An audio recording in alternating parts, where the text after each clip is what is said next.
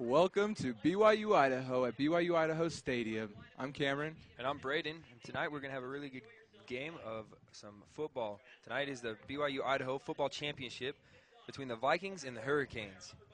Yeah, we're gonna actually have a starting with a prayer by James Dawson.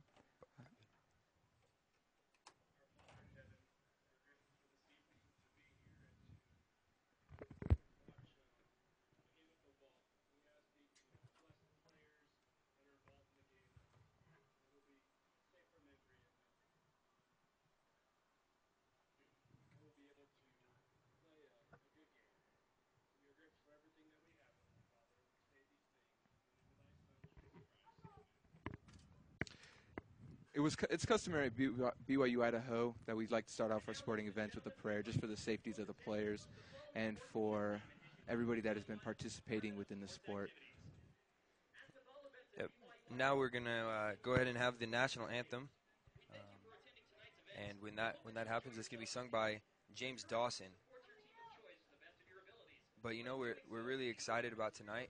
We're going to have a good showing between the Hurricanes and the Vikings. Yeah, James Dawson gave the prayer and he's singing.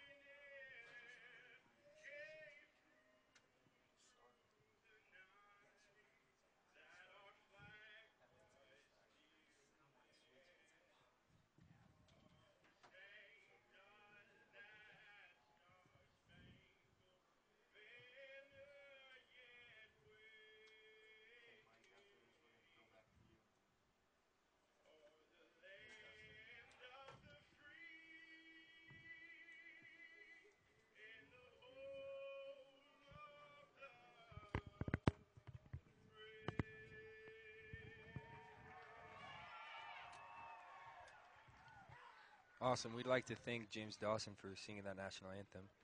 We're getting ready to do the coin toss right now. The coin toss is going to be done by Lane Rollins. He graduated from BYU in economics. About that same exact time, he married his beautiful wife, Mary Jo Love. Together, they have 3 children and 11 grandchildren. Currently, he is the president of the University of North Texas and former president of Washington State University. He also served as the Pac-10 representative to the NCAA, and he loves Washington State University athletics, fly fishing, golf, and history. So it's really good to have these alumni come out. Like we announced earlier, this is the BYU Championship football game, and it's actually the alumni game as well, so it's a big deal here at BYU Idaho tonight. Like we said, we've got Lane Rollins, who graduated from BYU Idaho and married his wife all about the same time and graduated with a major in economics. Yeah, and also before the game starts, anybody that's listening to the students at BYU Idaho, we just want to invite you out.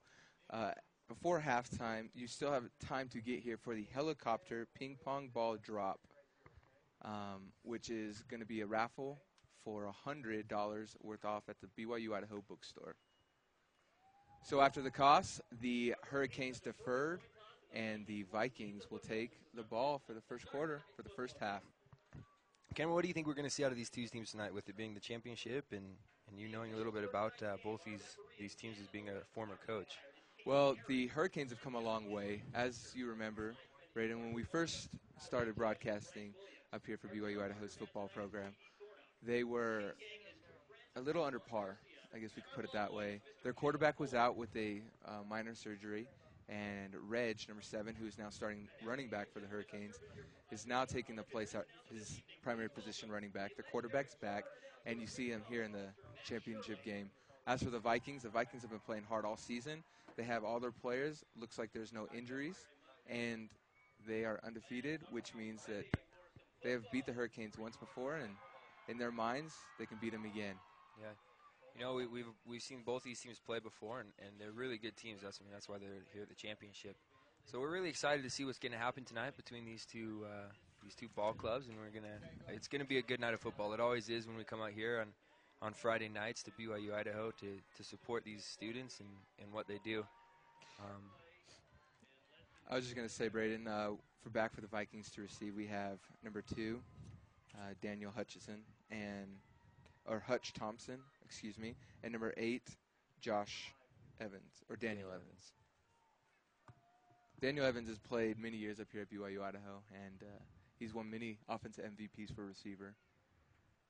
So I think that the Hurricanes are really going to have to play some good secondary defense to shut down the Vikings. Absolutely.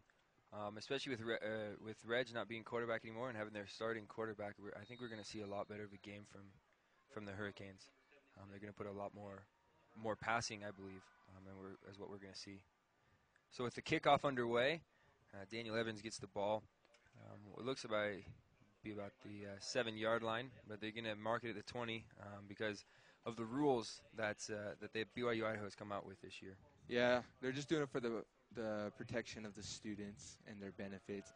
I know a lot of the players aren't really in agreement with it, but it's not their call, and for their own safety, that's why we have it. So with the first series of the championship game, we're going to see what the Vikings can do here. Once again, it's 8-on-8. It's 8-man football. It's 8-man football. So it's a little less. It really opens the field for a lot of pass plays, and that's why we think that we're going to see the ball in the air a lot. Actually, Cameron, if I remember, this was the first game that we actually ever broadcasted was this matchup. It was the Hurricanes versus the Vikings. Chris Bundy at quarterback, and he's going to go ahead and do a draw with number 28, Ryan Williams, with the carry. And it's about an 11-yard gain for the first down. So the Vikings start off strong. Now it's going to take a lot of pressure from the 2 down linemen on the defensive side of the ball in order to stop this efficient offense.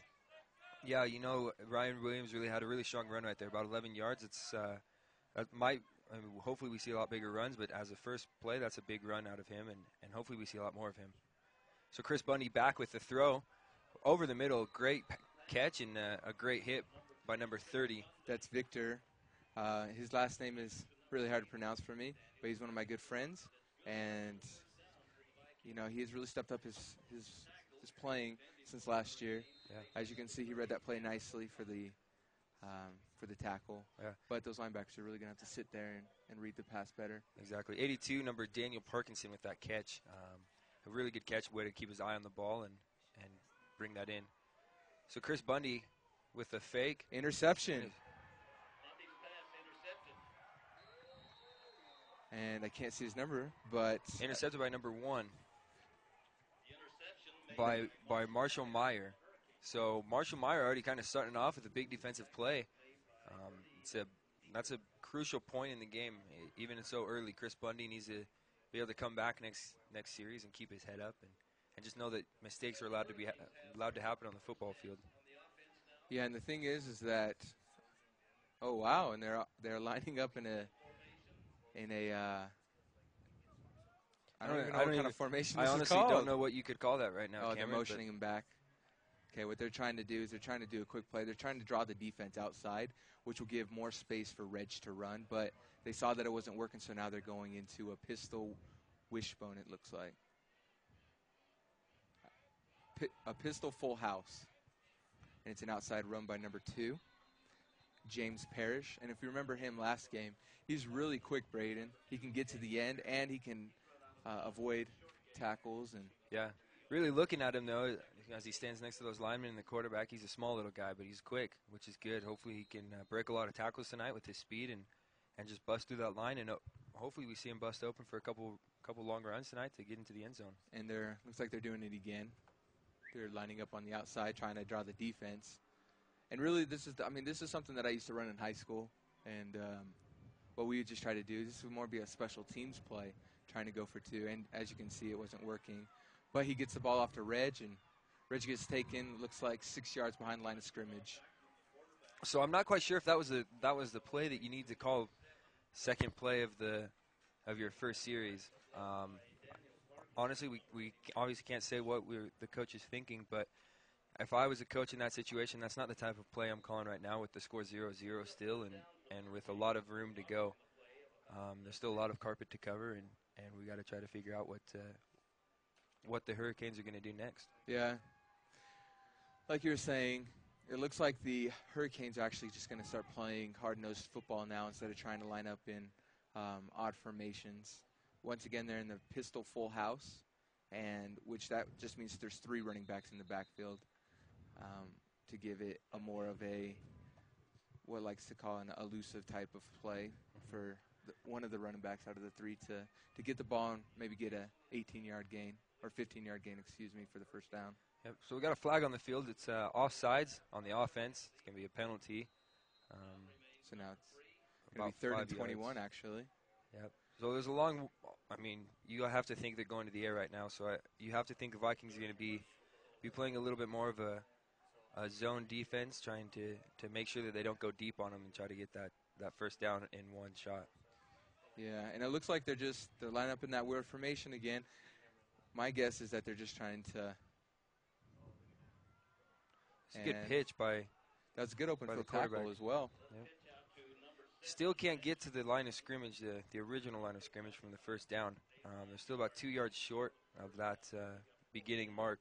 So now with 4th and 12, we're going to see what the Hurricanes decide to do. Yeah, and it looks like the punt team's coming on the field, which is a smart decision. Not knowing what they were going to do because of how many trick plays they're trying to run and the weird formations they're lining up in. For the Hurricanes to win, they're going to have to be more effective on offense. They're going to have to hold the ball and run the timeout because the Vikings have a high-powered offense and are able to score fast. Yep. Reg back to take that punt, and Daniel Evans back to receive it at the 15-yard line. 16-yard line. It looks like that's where they'll start. So we're going to see, hopefully, Chris Bundy come back and wipe his head clean of that interception, and let's see him march down the field and see what they can do here in this next possession. Yeah, and we actually have a lot of people here in the crowd today. For all those that are listening to us, we want to thank everyone that has come out, and we want to invite all those that are listening that are here on campus to come out and support your competitive sports here at BYU Idaho. Chris Bundy back with the snap in the shotgun formation. Nice play by number 30, Vic. Beautiful pass, though, and catch over the middle to Daniel Parkinson again. I think we're going to see that combination a lot tonight. It looks like they have a good chemistry, and that Daniel trusts Chris, and Chris trusts him, and I think we're going to see them connect a lot tonight. Yeah, the main thing is for the Hurricanes is that Chris Bundy is an elusive quarterback. He's able to run and throw on the run. So you can't just assume that if he tucks the ball, he's committed to running the ball, because that's just not this type of quarterback he is. Those are really some of the deadliest type of quarterbacks. That was a great open field tackle by number 2, James Parrish. He's from Rexburg, Idaho, and he's been playing for about 12 years, and it showed right there. Yeah, he really broke on that ball and read the play really well. He saw Chris Bundy pull back and look at Ryan Williams for that dish out to the outside, and Ryan Williams did a really good job of holding onto that ball. But like you said, James Parrish just read it and picked that up really quick. Yeah, and with this being the championship game, both teams are going to have to go all out every play. There's not going to be any time that you're going to see a player take it down and hope for the best. But it looks like, was that Hutchison? I believe that is Ryan Williams again. Yep, Ryan Williams again with that catch. Or no, I take that back. It was Bernie. That was Ryan. Okay. Yeah, Right, he has the same numbers he did last year for the Wildcats. So it was a good run by Ryan Williams to make that catch and to get outside, and he broke a lot of tackles there. So we're going to see next what they do. So, but like I was saying before, that great play by the Vikings. This is a championship game, and there's not going to be another football season until fall of 2013. So these players know what's on the line. Each team wants a ring. The winner of this game will get a ring and get a banquet in their honor. So they know what's on the line, and they know what they've worked for all season. The Hurricanes know that they've been blessed to be here after the start that they had in the loss of their starting quarterback and him being back just in time for the playoffs. And the Vikings have been undefeated all season, and they don't want to lose that record just like they did last year, where they were a strong team, but they ended up losing in the playoff game, and they ended up finishing fourth out of the 4 teams. So Chris Bundy with the draw play, and Ryan Williams with the carry. Gets to the outside, breaks a tackle or two, and gets down to the 25-yard line. So that's a really good run by Ryan Williams to break some ankles and leave guys behind to get almost to the red zone. Yeah, and there's nothing really special about the way Ryan runs. He just lowers his head, and he tries to gain extra yards. And that's the beauty of him as a running back, is you are expected for your team to get those extra 3 to 4 extra yards after first contact. So we'll see what they can do here in the about the 25. They can put in the end zone with about 6:41 left on the clock. You have a trips left formation. Chris Bundy looking to the left. Beautiful route by Josh Ellsworth, and he brings it in, catches it, and brings it in for the touchdown. Yeah, and what happened there was a breakdown by Reg. He just thought that the receiver was going to break inside, but he kept going outside, and Bundy read that perfectly. He knew that was going to happen, and he just lobbed it right over the head of Reg Sutton for the touchdown. Yep, if I remember correctly, Josh Ellsworth, last game that we broadcasted them as well, was a really strong receiver. So we're really excited to see what's going to happen here. Looks like they're going to just go for one. Bring back the kicker, number 32, to get this ball through the uprights. Yeah, and up here at BYU Idaho, it seems like a lot of the special teams have struggled after the touchdown. So we'll see if they can put the extra point up here on the board. They got it. Good. So there we go. We have the first points up on the board. Vikings 7, Hurricanes 0. So it's going to be a good game. Those are the Vikings that we saw before. They're going to be the team I think that as of right now is going to carry it. We're going to see what happens, and we're going to see if the Vikings can keep their undefeated record. Yeah, and right now the Hurricanes need to score fast, or not necessarily fast, Braden, but more they need to control the possession of the ball that they have, and they need to not really do their trick plays.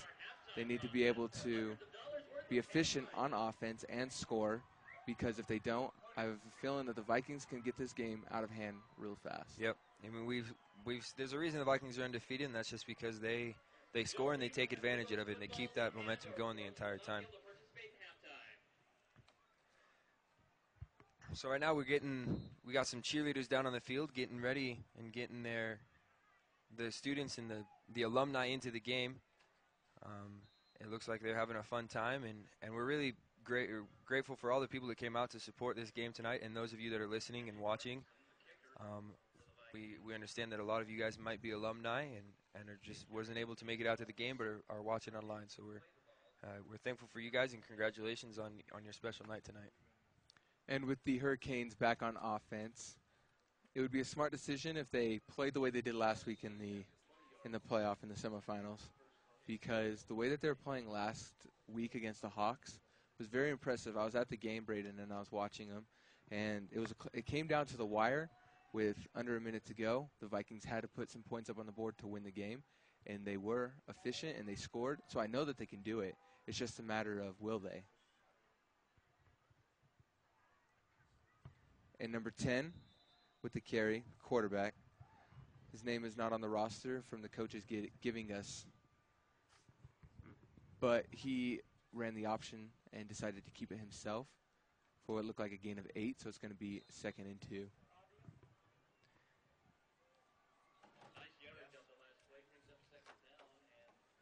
So with 2nd down, 2 to go, we're gonna see the Hurricanes come out here. Again in that full pistol formation. They're gonna hand it off to Reg. We saw a big game out of Reg the first time these two teams met. He had a really good job of carrying the ball and passing it, and now his only worry is carrying the ball. So we're gonna see him really put his head down and just try to get those big runs tonight.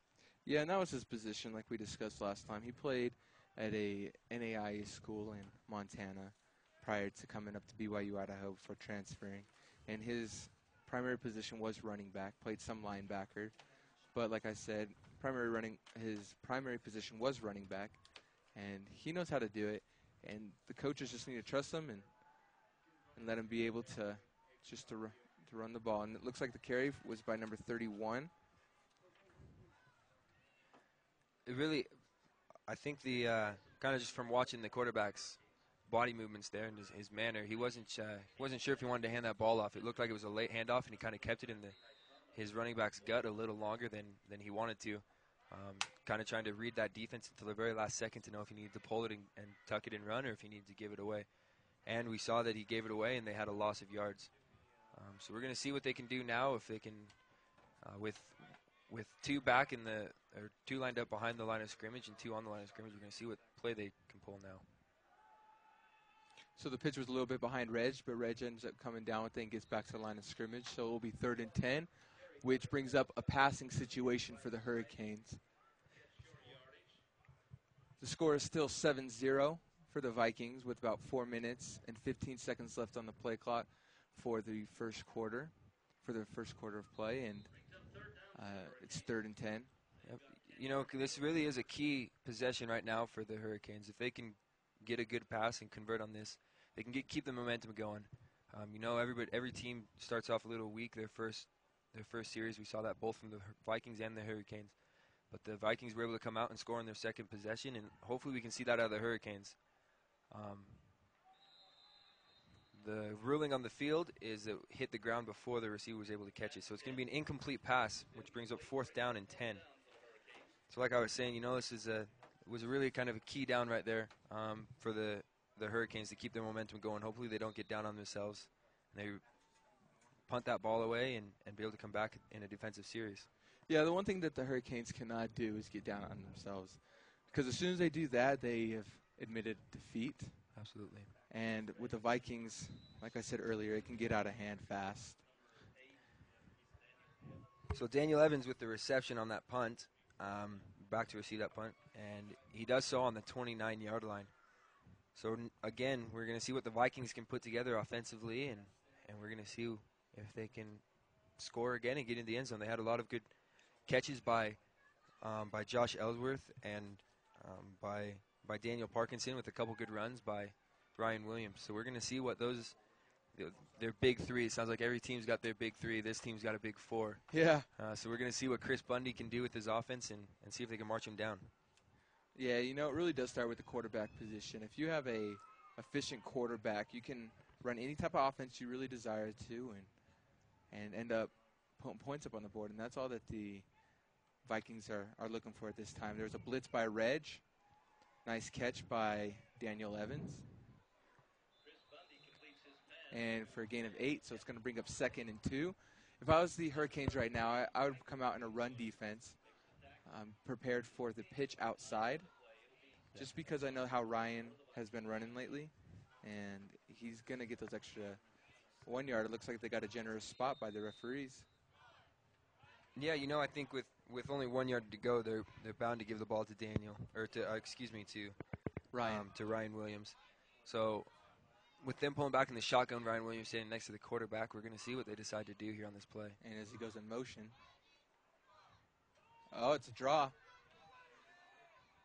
And it really was a beautiful play by Chris. I don't know if it was drawn out to do that, or if they wanted to open up the field, but he saw the hole and he decided to take it, tuck it, and run. So he had options to throw it to, but he decided that he he wanted to get the first down right there with no risky plays.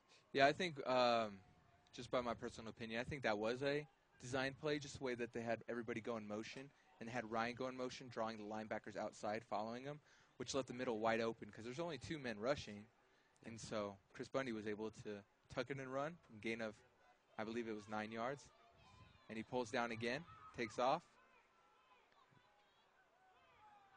And a gain of 15 yards. That was a really key move by Chris Bundy right there. I know as I played receiver in high school, we were always taught to block our cornerbacks to the inside of the field so that the teams could be able to go to the outside. And I just remember a lot of the times the running backs and the quarterbacks wouldn't take that outside block, but the receiver did a really good job of pushing his man to the inside, and Chris Bundy saw that and decided to go on the outside of his receiver to get a couple more yards. Yeah, you know, I used to coach my players up, and I would say that the key to an effective run game is for your receivers to block.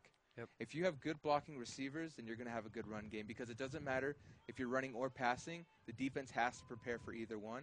And if you're passing, you can get off the blocks and get one deep for a touchdown. And if you're running, then the DBs are trying to get off the block, and your running back gets 3 to 5 yards. Exactly. That was a beautiful catch by Daniel Parkinson for the first down. So with that, they're getting even closer to the end zone again, Cameron. And really, the Vikings are just moving this ball really well. It doesn't seem like the Hurricanes' defense is any problem for them. Hopefully, the Hurricanes can step up here and make some defensive stops here because they could go up an easy 14-0 before the first quarter is even over, and that's not going to look good for the Hurricanes. It won't be. It's going to be a bigger hole that they're going to have to dig themselves out of. But I can tell you probably the alumni here are rooting for the Vikings because when it was Ricks College, they were the Vikings, and they were a dominant junior college at that. So you know that the alumni wanting the Vikings to step up and win the championship. Yep. Daniel Evans did a really good job of bringing that ball down. It was a little high. I think he probably heard a little bit of the footsteps. He grabbed the ball, though, and was looking to dodge that tackle and got maybe a yard or so out of it, but the receiver was still able to bring him down. And with 2 minutes coming up, it is still 7-0 Vikings in the red zone at the 15. We're going to see if the Vikings are able to put it in the end zone before the quarter is over to go up 14-0 on the Hurricanes.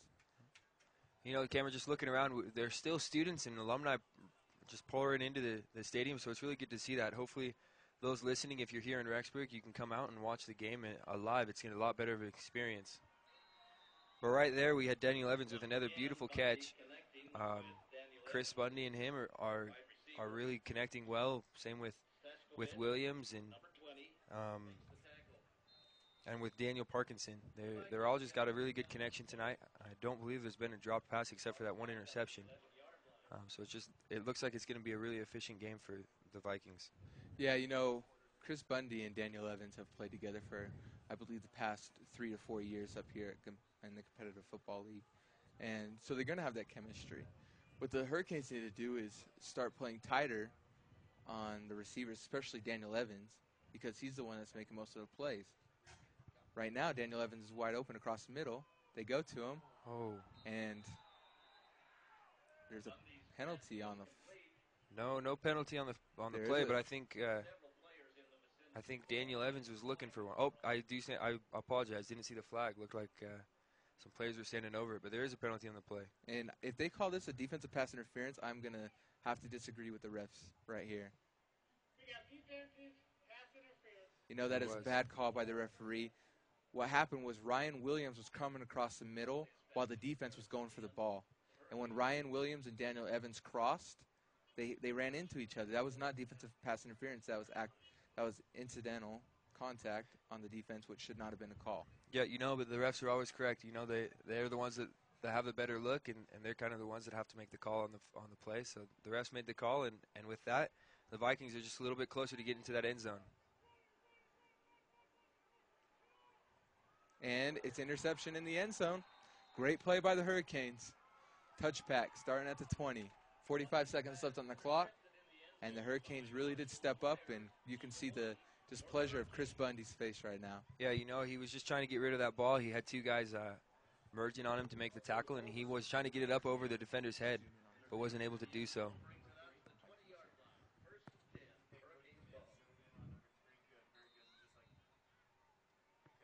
And you can see the frustration on Bundy right now. He dropped his helmet. He was on the 5-yard line. He's trying to get it in the end zone. He's trying to make something out of nothing, and it came back to bite him. But he just needs to, he needs to lift up his head and get ready for the next series. You can see him talking with his wide receivers. I remember always having those discussions with your quarterback after an interception or after a missed block. You always get that little bit of frustration when guys don't make their assignment. So you can see that frustration on Chris Bundy's face right now. Yeah, and that was a great run by Reg. He broke to the outside. As the cornerback was the last person to beat, ended up grabbing the tail end of his jersey, pulling him down out of bounds, but it was a gain of 12 for the first down. Gain of 15, I apologize. So we're going to see if they're able to continue the progress that they just made right here. The Hurricanes really do need to, and it looks to me like they're going back to the way that they've been playing all season. Yeah. They're not going into that weird formation that they lined up in the beginning of the game. They saw that it wasn't working, and they just decided not to. As Reg bounces off the tackler, he's just trying to get back to the line of scrimmage, and he's brought down what looks to be 4 yards behind the line of scrimmage, so it'll be 2nd and 14. With time running down, it looks like the Hurricanes are just going to let the clock run to start the second quarter. So with the 15 seconds left and counting, we've got the Vikings up 7-0 on the Hurricanes. We're going to take this into the second quarter and see what the Hurricanes can come out and do with this new momentum they've got. Yeah, and we'll be back right after these messages. The Hawks select Dion Birch.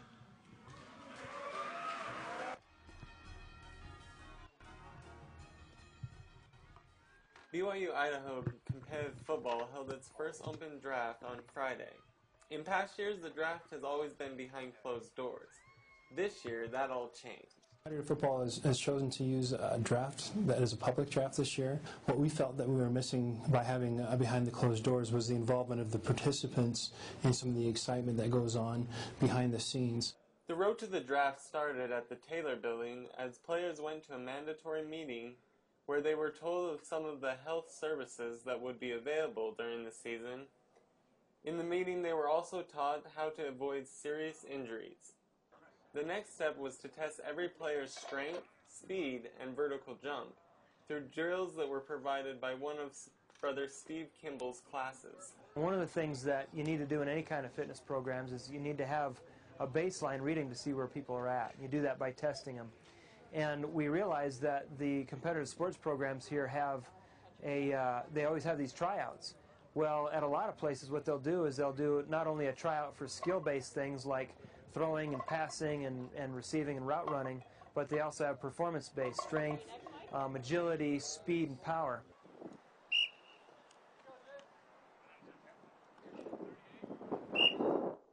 Day 2 of tryouts went from testing strength and speed to skills on the field, including passing, catching, route running, and footwork.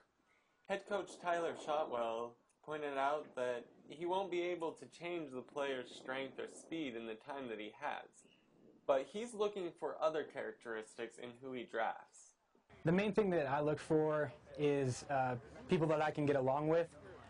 There's so many people out here that it's really hard to get a strong sense of how good a football player they are, but I like to get up to people and just kind of talk to them and see if they laugh and they have a good time and they're excited to be out here. That's really more important to me, just because it shows that they can work with people really well. Another reason for the draft is to get players excited to play and have the connection to the team that they get drafted to. We also felt that we were missing out on there was a disconnect between the coaches behind closed doors. This is my roster of my team. Now I have to call them up on the phone or send them an email and say, you're on my team. There were several people who either didn't get the message that they're on a team or ignored the message because they were unsatisfied. We felt if we had them in person, they could connect face-to-face with their team and be able to see who their teammates were and feel excited about being drafted to that team. The road to the BYU Idaho Football Championship begins at the draft. The draft begins behind the scenes. You have to have the lights, the cameras, before you have the action. I work down in the issue room, and we're setting up here tonight draft for football, for competitive football, and a lot of the equipment that they use, extension cords, computers, some tables, uniforms that they're going to be giving to the players as they are drafted, all come from the issue room. We were able to help them get those things. Hours before the draft, the cameras are set up, the cords are strung out, and the lights are programmed for the night's presentation. I'm just getting ready for the football draft. We're making some lights for the show. And we're back. I'm Cameron. And I'm Braden, and we're getting ready to start off this second quarter with the first play underway. Looks like it's a fumble. And the quarterback just needs to hold on to that ball. That's the second time he's tried to do that. First time, Reg was able to grab onto it, but this time he just made a bad pitch, a bad play, and they just caused a turnover when they're starting to get progress going into the end zone. Yeah, you know, we went into that break talking about how the Hurricanes needed to take that momentum and be able to go down the field and use it to their advantage. And unfortunately, the first play of the game, they come out and the quarterback makes a bad pitch, and they end up fumbling the ball and turning it back over to the Vikings with a really short field to go right now. So we're going to see what they do. Yeah, and Bundy is going to have to come back out, and he's going to have to get those 2 interceptions out of his head. He knows it's a championship game. He knows this is maybe his last game, and he's just going to need to continue. And off the helmet of Ryan Williams. Yeah, you know, I think Ryan Williams just started seeing the end zone on that one. Yeah. He saw the ball come into his hands, and I know as a receiver, it's nerve-wracking sometimes when you see open field. You want to catch that ball and start going, but we have to remember you have to catch the ball and then you run. So that's a bummer to see Ryan Williams with the first drop of the night. But, you know, Chris Bundy's done a really good job tonight of coming out and clearing his head of those mistakes from before. We saw it happen before. He threw an interception, came down, marched down, and scored.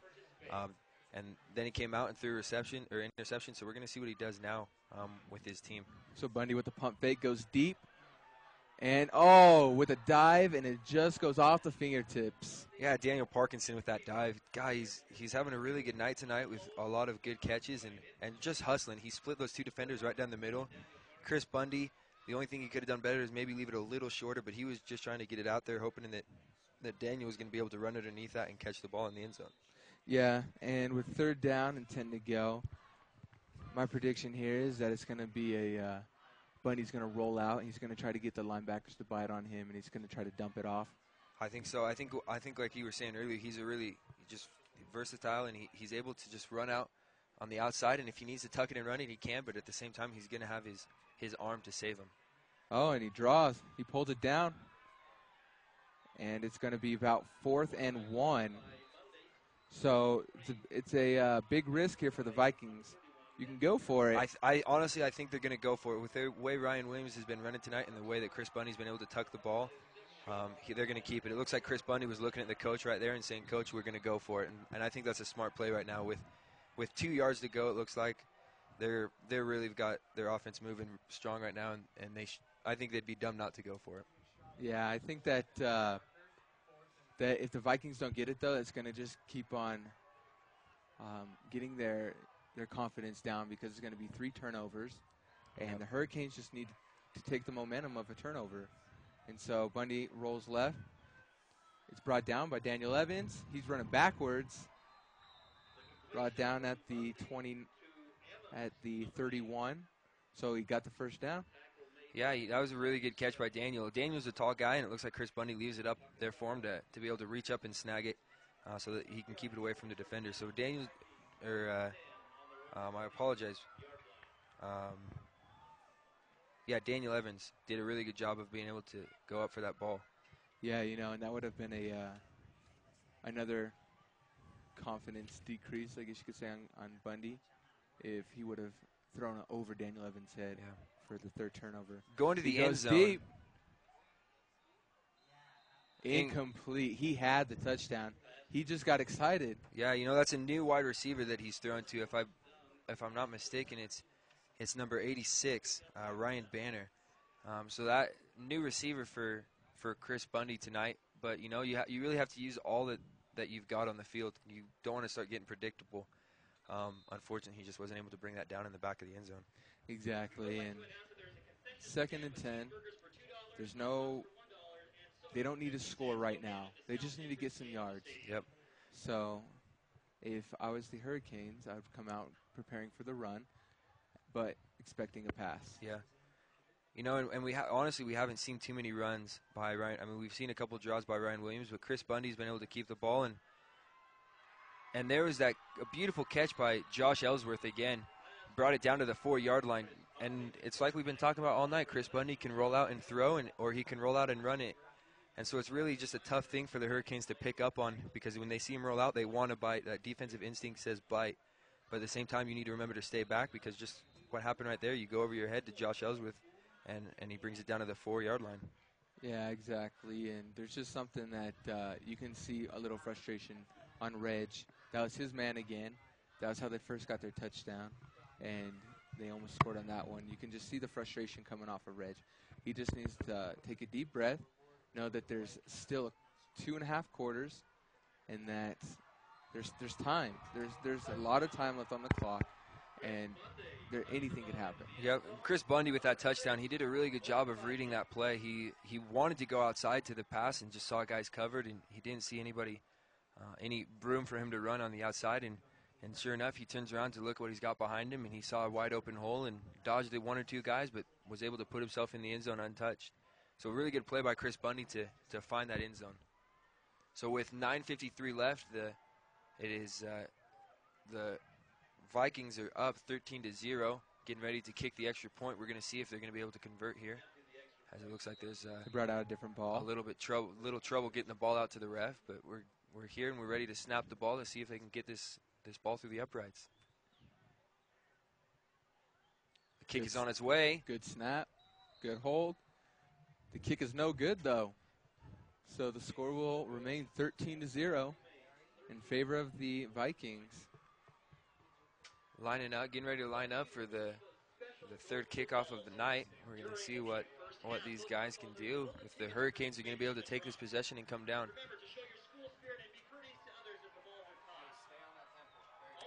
And we just want to point out the Rexburg, Idaho Temple. We have a lovely view here at the campus at BYU, Idaho. It's a great privilege for me and Braden, because it's just up the road from us. We get to see it every day. And it's just one of the many great things about Rexburg, Idaho. Yeah, it really sits nicely up there on the hill for all of Rexburg to see. I don't think there's a place here in Rexburg that you can't see it unless you're standing directly behind a tree. So it's just really nice to be able to wake up in the morning, walk around campus, walk around Rexburg, and be able to see that temple right up there on the top of the hill. Exactly. And with the kick underway, Vikings 13, Hurricanes still at 0.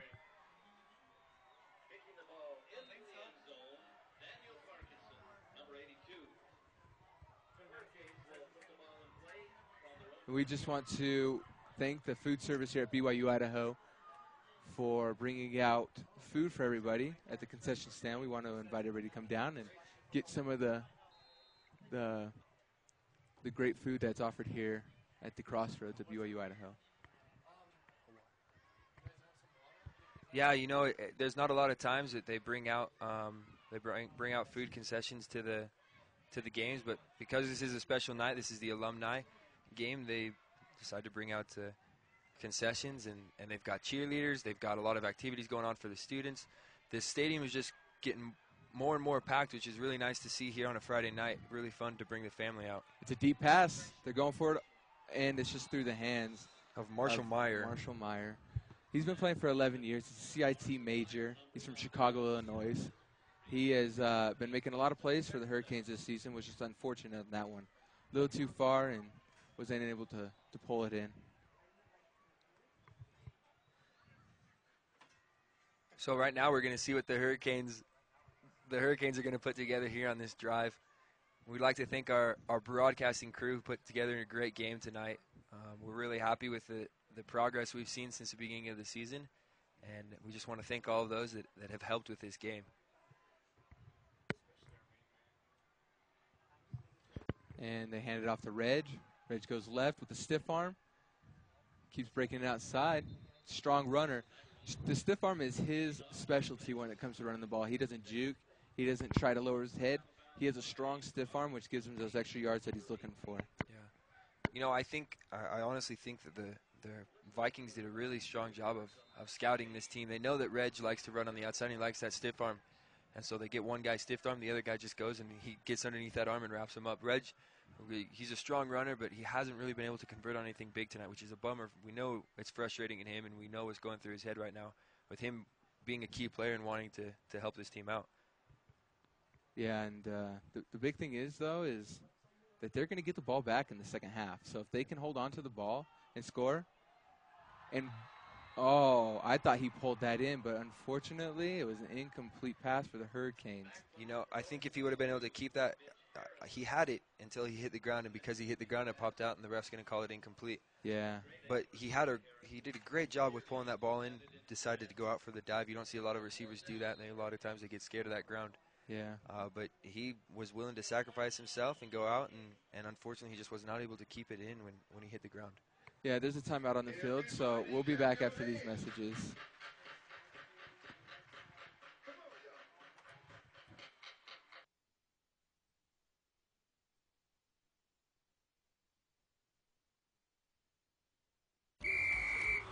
Hey, Galvo, get in for Miller. Now.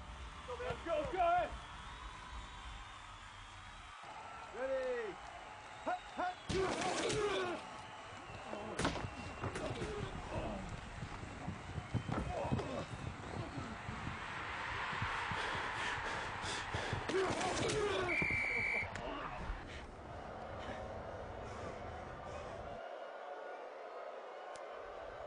So we're back after that short message. We're with the Hurricanes. They have the ball fourth and about 6 to go to get a first down. It looks like they're going to keep it and they're going to try to go for it. Really risky play, I think, on the Hurricanes' part. They haven't been able to convert on any third downs. We're going to see what they can do on fourth down. If they don't convert, the Vikings are going to have really good field position to. Oh, and it looks like dead ball foul. It's offsides on the offense. It's going to be a 5-yard penalty. So we're going to see what the Hurricanes decide to do here with it now being 4th and 11. It looks like they're going to bring the punt team on, which is a smart play, because I don't think they should have gone for it in the first place. Yeah, and so the offsides was really a crucial play right there. And it's just a high punt. Didn't get too much distance, but they got the punter's bounce. So they will start the ball at the 43-yard line, at their own 43-yard line. You know, it's funny to watch Daniel back there. You know, he kind of just watched that ball. He knew even if he did receive it, he couldn't run, so he kind of just watched it fall and drop it. With those new rules come out with no contact on kickoffs and on punts, I think a lot of the receivers have kind of just gotten lazy. They'll catch the ball, but they don't really have any excitement in their step when they get back there. It's not as fun as it used to be when they were in high school. Yeah, and we just also want to remind everybody that at halftime there will be a ping pong drop here at the stadium for a raffle drawing for $100 worth of prizes at the BYU Idaho bookstore. Yep, we're going to see a nice big helicopter come flying over this stadium and on a beautiful Friday night and drop some ping pongs. So we're going to see who wins. Bundy with the rollout, comes across. Daniel Evans almost with that catch. He's doing a really good job tonight of just kind of bringing that ball in. He was watching his eyes I apologize, Daniel Parkinson. But he was watching the ball and almost was able to grab it and bring it in. Yeah, it seems like those are the twin duos for the team for receivers. You know, like on the Mighty Ducks, how they had it. But these are the two Daniels. Yeah, you know, every once in a while you'll get confused with the Daniel Evans and the Daniel Parkinson. So I apologize for that. But both of them are playing a really good night, having a really good game tonight, and we're going to see them a lot more tonight, I guarantee it. And I wouldn't be surprised if they do the same play because he was open, and the DBs just lost him. So Bundy with the rollout, he keeps his eyes downfield. He tucks it and runs and comes up. He gains about what looks to be 4 yards. You know, with every possession, I'm getting a little bit more impressed with Chris Bundy and what he's doing here tonight. You know, a lot of quarterbacks maybe only get 1 or 2 yards, but he was able to read that, tuck it and run, and he did everything he could to make sure he got as many yards as he could out of that. Yeah, and the way that the Vikings are playing, well, honestly, this looks like to me right now is the Alabama-LSU championship game. The Alabama was able to score, where on the other hand, LSU was unable to even get it past the 50-yard line in the first half. Yeah. So the Hurricanes are kind of like the LSU Tigers right now. We know they're good. We know LSU was able to get there, go undefeated, beat Alabama before. But unfortunately, in the championship, they were just unable to do so and weren't able to step up when needed. And the Hurricanes are reminding me a lot of that game right now. Yeah, you know, and Daniel Parkinson right there with that catch. Like we said, we're going to see a lot of him and what Ryan Williams, and we're going to see a lot of Josh Ellsworth.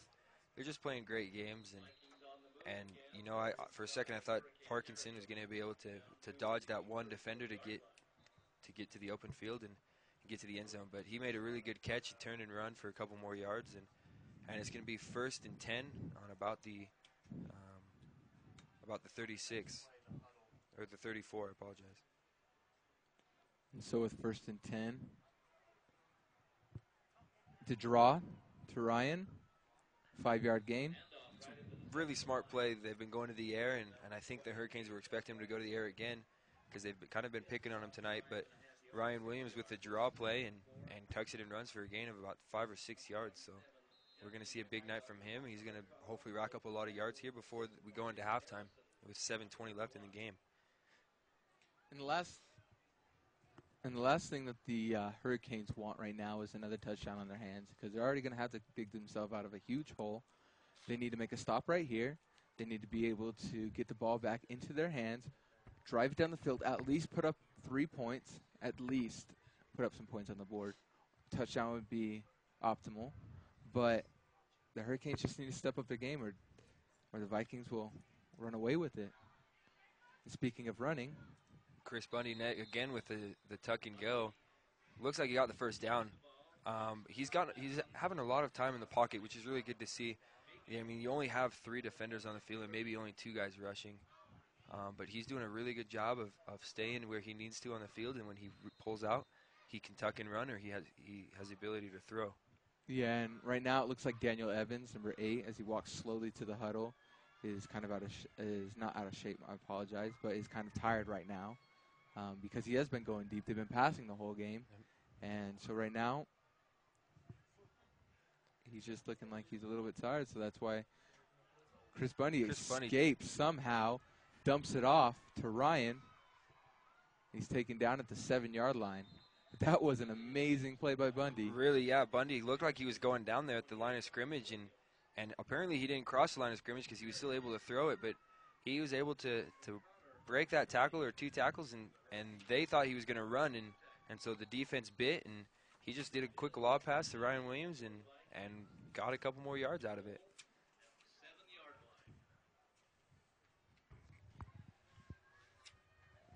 Yeah, and what would you do right here, Braden? First and goal on the 7-yard line. You know what? First and goal, I honestly try to do a quick pass, just a little out to maybe Daniel Evans and you know that's exactly what they do for the touchdown. They've been able to pick on the team all night long. They've been doing it in the air.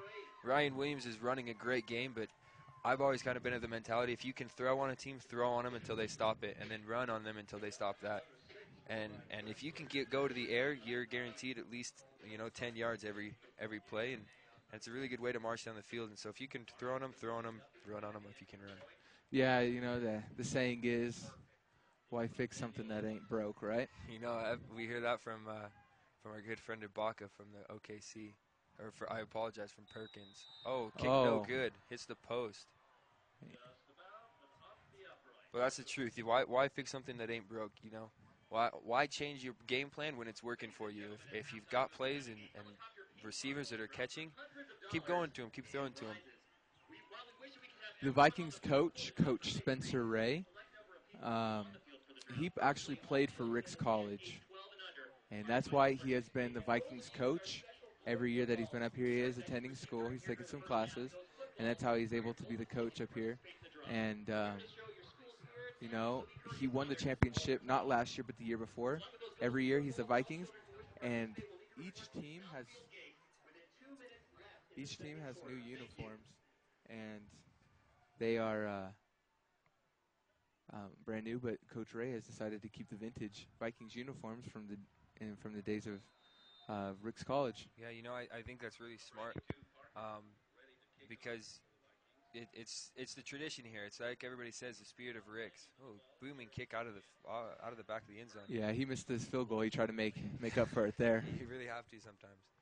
But it's like I was saying, it's the spirit of Ricks. It's always just nice to keep those vintage things. You walk through this campus, and the buildings sometimes look a little bit older, but it's a special place, and there's a special spirit about here that really draws people in, and I really like the idea of keeping the vintage jerseys, bringing it back to the old days when they were a junior college and having a lot of fun playing other teams.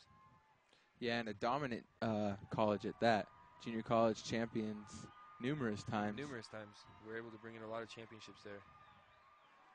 And as the crowd gets excited, as they're throwing out what looks to be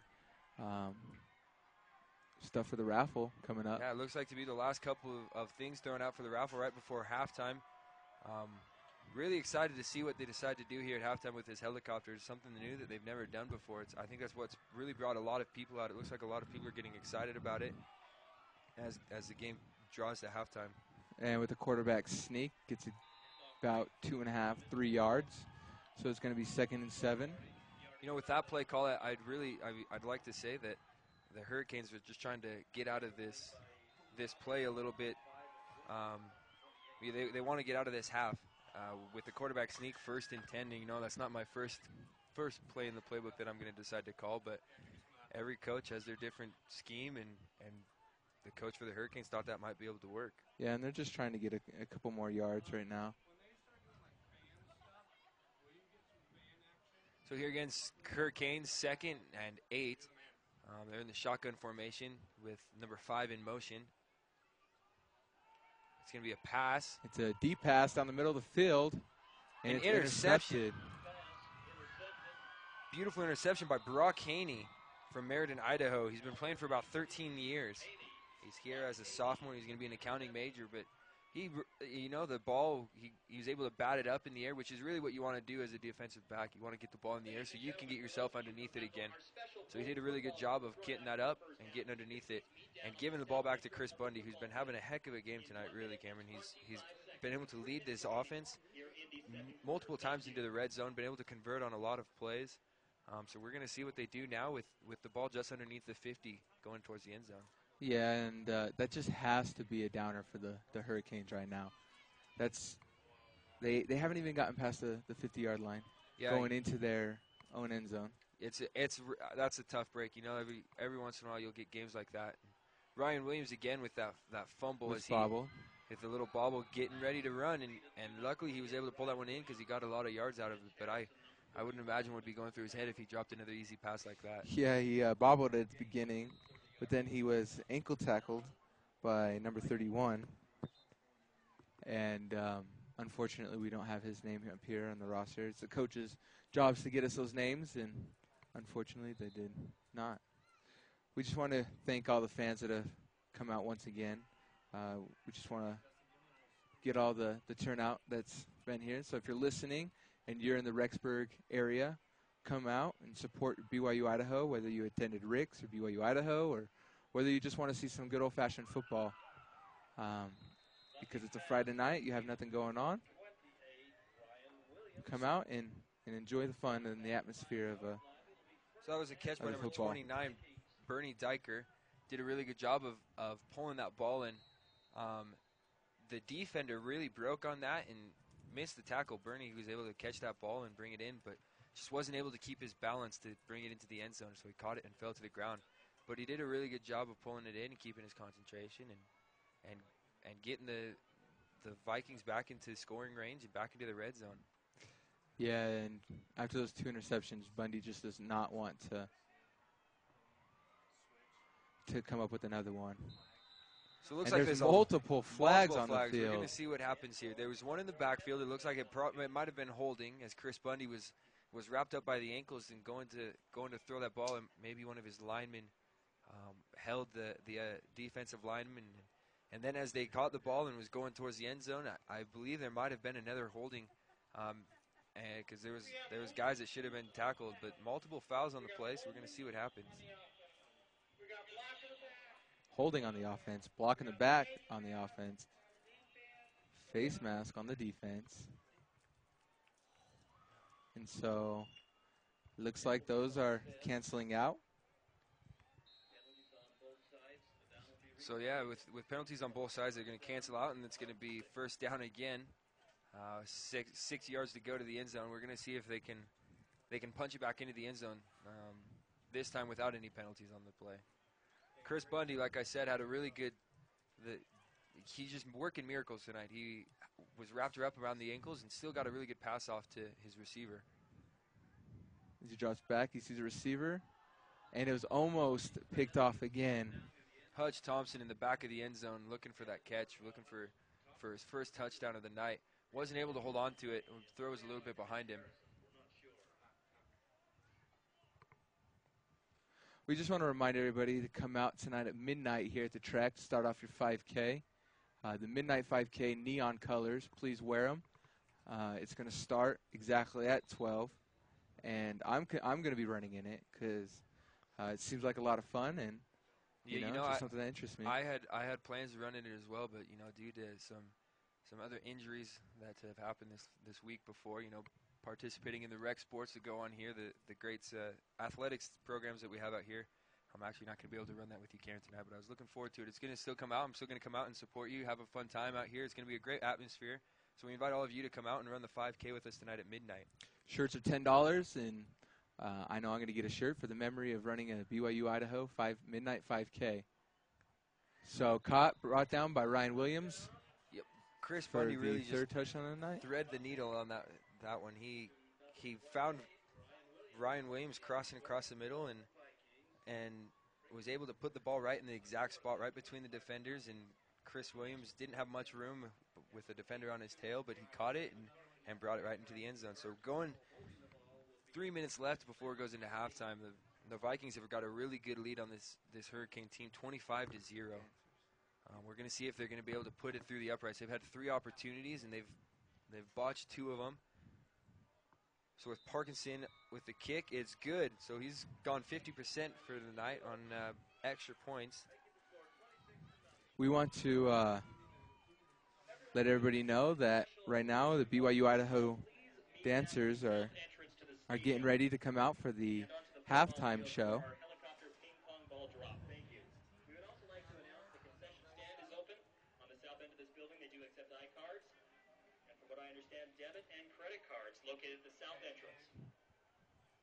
And there we go. We got a picture of them, and that's the BYU Idaho dance team. They've been practicing.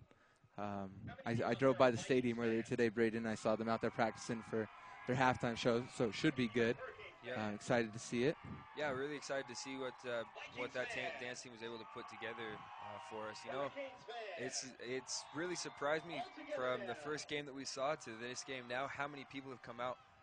You can see we've got the local news crew down there walking the field, and it really is a big deal. There's a lot of people might not think so, but when it's alumni night here at BYU Idaho, it's fun night.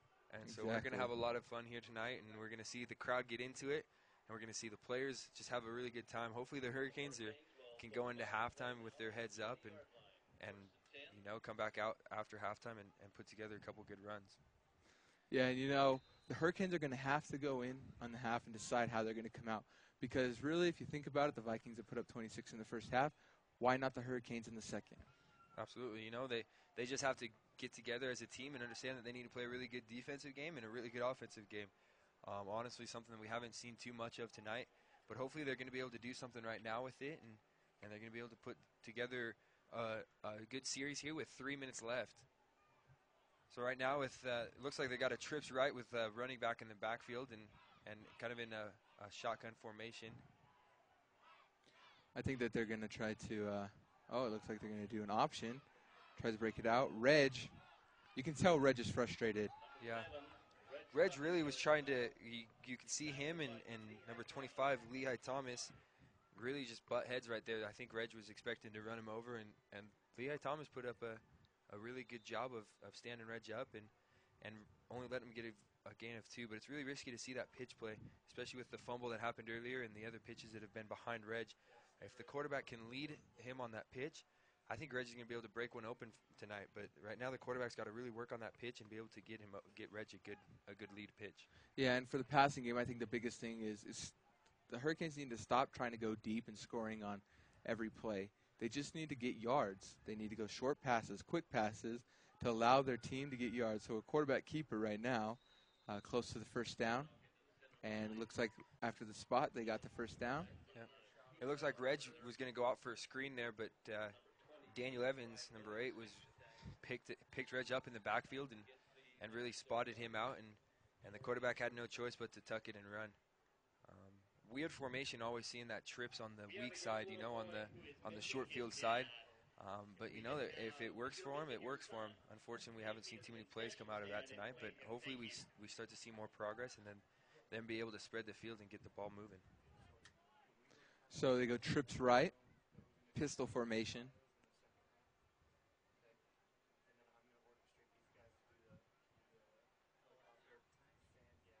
And they go left, fake pitch, and brought down to the line of scrimmage for a gain of 0 yards. So it's going to be 2nd and 10 with roughly a minute and 20 seconds left. And a timeout is called out on the field. So we'll be back with you after these short messages.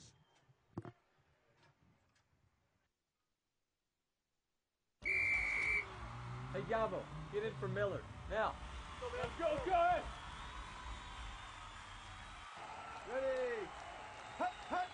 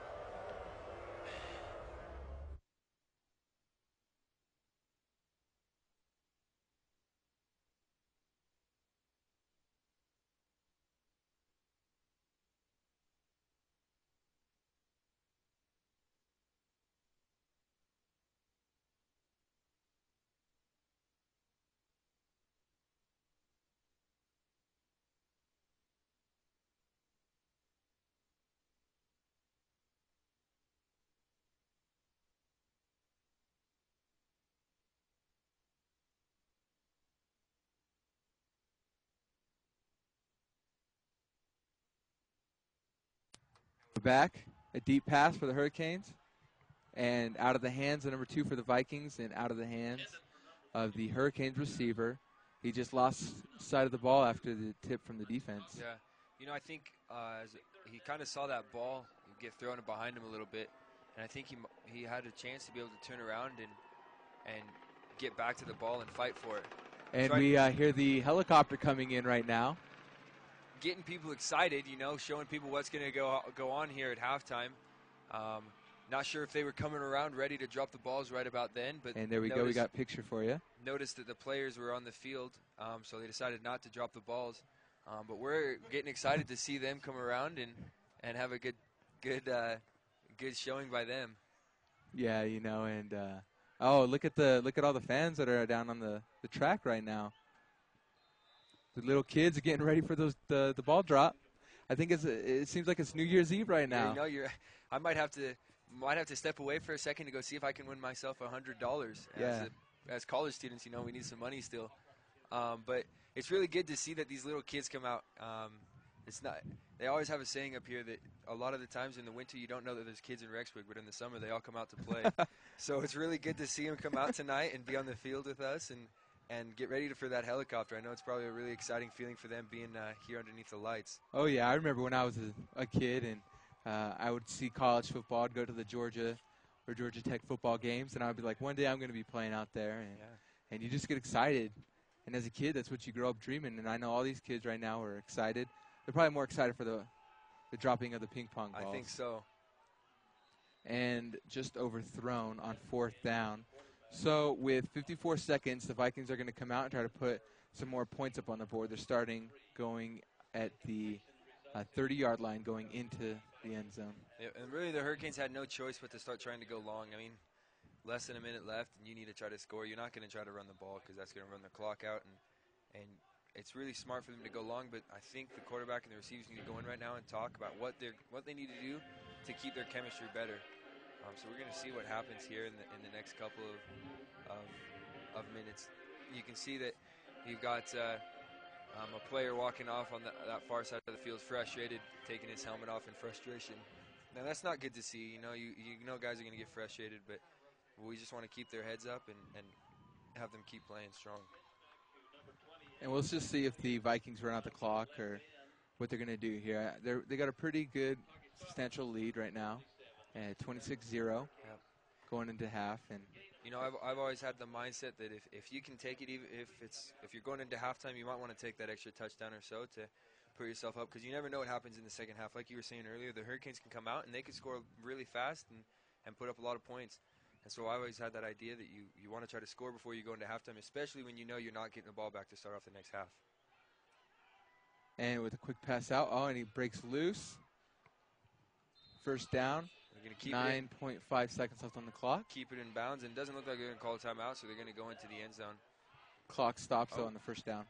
So they're just going to set up, and if I was the Vikings right now, I'd just run out the clock, because I wouldn't want the threat of throwing an interception for a touchdown for the Hurricanes. That's what it looks like they're going to do. They're going to go going into halftime right now with the Vikings up 26-0 on the Hurricanes. It's been a really good night tonight. We're getting excited here for halftime. We're going to see a dance performance by the dancers, and we're going to see this helicopter come by again and drop some ping pong balls for these little kids to go and see if they can win some money. So we're going to be back in about 20 minutes for the second half. We're going to stay with you during halftime and commentate what's going on.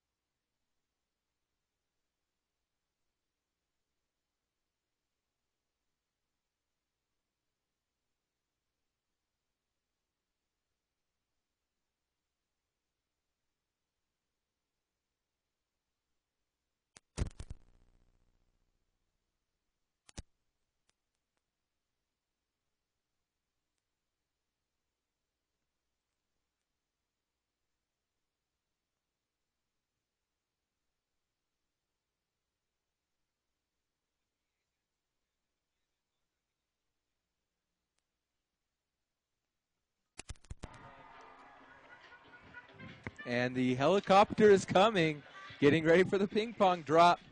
You can see all those little kids really excited on the field. They came out running and dancing, and now the helicopter's coming. And here they are. Oh, and everybody goes running. There was no waiting there. They just booked it. You can see all the kids trying to grab as many balls as they can. They just announced the winning numbers are on the balls, and so they're going to see what's going to happen. It looks like they have a second dropping. Yeah, for students. For the students down here. So we're going to see what they do. And there's here the they second go, dropping, and here goes the students. Oh, and people just getting hit with ping pong balls, not waiting for the balls to hit the ground. Look at these little kids running to the other side. They're running to the other side. They're taking the students' ping pong balls. They want some ping pong balls as well. Look at people's stuff in their pockets. Man, I've never seen so much greed ever. It is just like somebody busted a huge piñata, and candy is everywhere. Really is. You know, you always see where the people throw the money from the skies, and everybody wants to go run out underneath that money. That's what this just happened. People are throwing out prizes, and people want those ping pong balls to see what prizes they're going to get. So now I would imagine here towards the end of halftime, they're going to announce the winning number, and whoever has the most ping pong balls and has the better chance of winning. So we're going to see who the lucky winners are tonight. All these kids walking off happy. I see a couple kids, their pockets full, don't know where to put ping pong balls. You know, it's really good to see the excitement out here tonight. It's something that is just really special about BYU Idaho.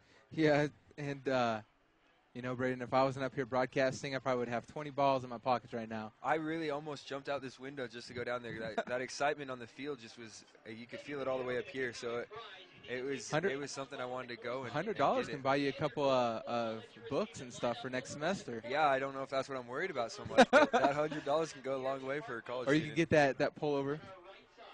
So after that drop, the dancers are going to get ready to go, but we're going to go to a quick break here before the dancers step on the field. Let's give a big round of applause to all the organizers.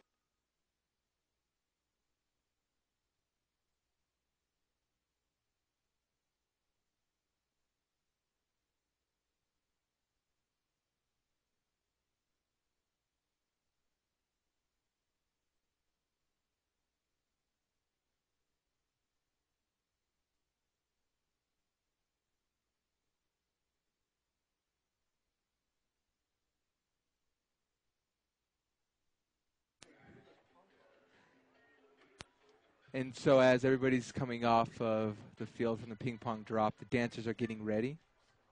And the music is about to start. And now, ladies and gentlemen, for your halftime entertainment, if you'll please welcome to the field the BYU Idaho dance team.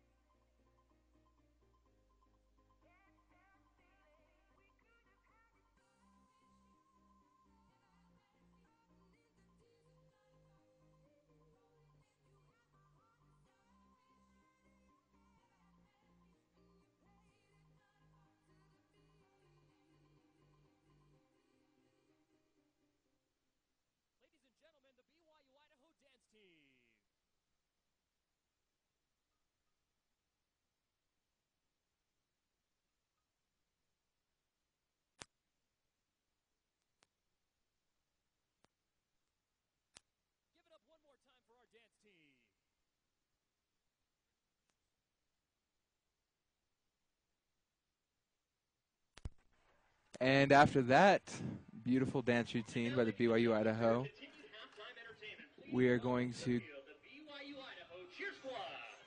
from the BYU Idaho cheer squad. So we're going to see what number they've got for us right now.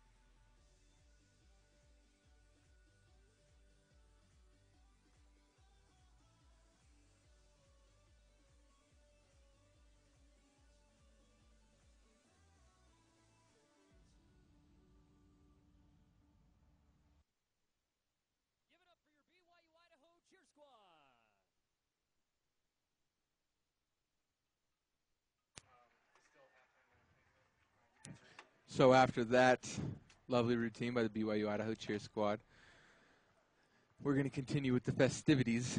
We would like to remind everyone again that there is a concession stand at the south end of the building. They have cheeseburgers for $2, hot dogs for $1, and soda for 50 cents.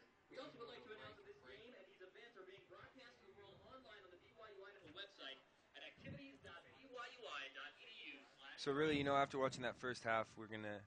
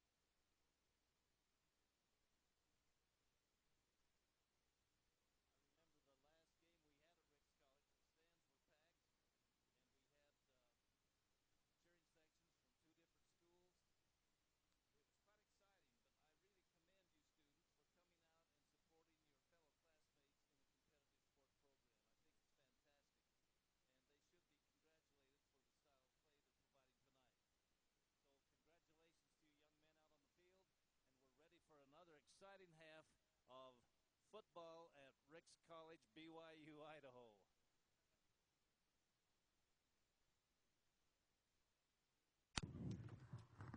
Idaho. A very special opportunity there to hear from Dick Williams, who used to be the old Vikings PA announcer. He was here when the Vikings were at junior college, and we apologize for cutting in on that a little late. But he was just saying how great it is to see that spirit of Rick's is still here, and that it has changed a little bit since he was the PA here. But it's just a really special opportunity to be able to come out and have an alumni come out and do his old job. I'm sure he was really excited to get back at that, and it's just good to have an expert come out and show us how to do it. Exactly, and you could just tell that he loved being behind the mic and brought back memories of the old Rick's College football days.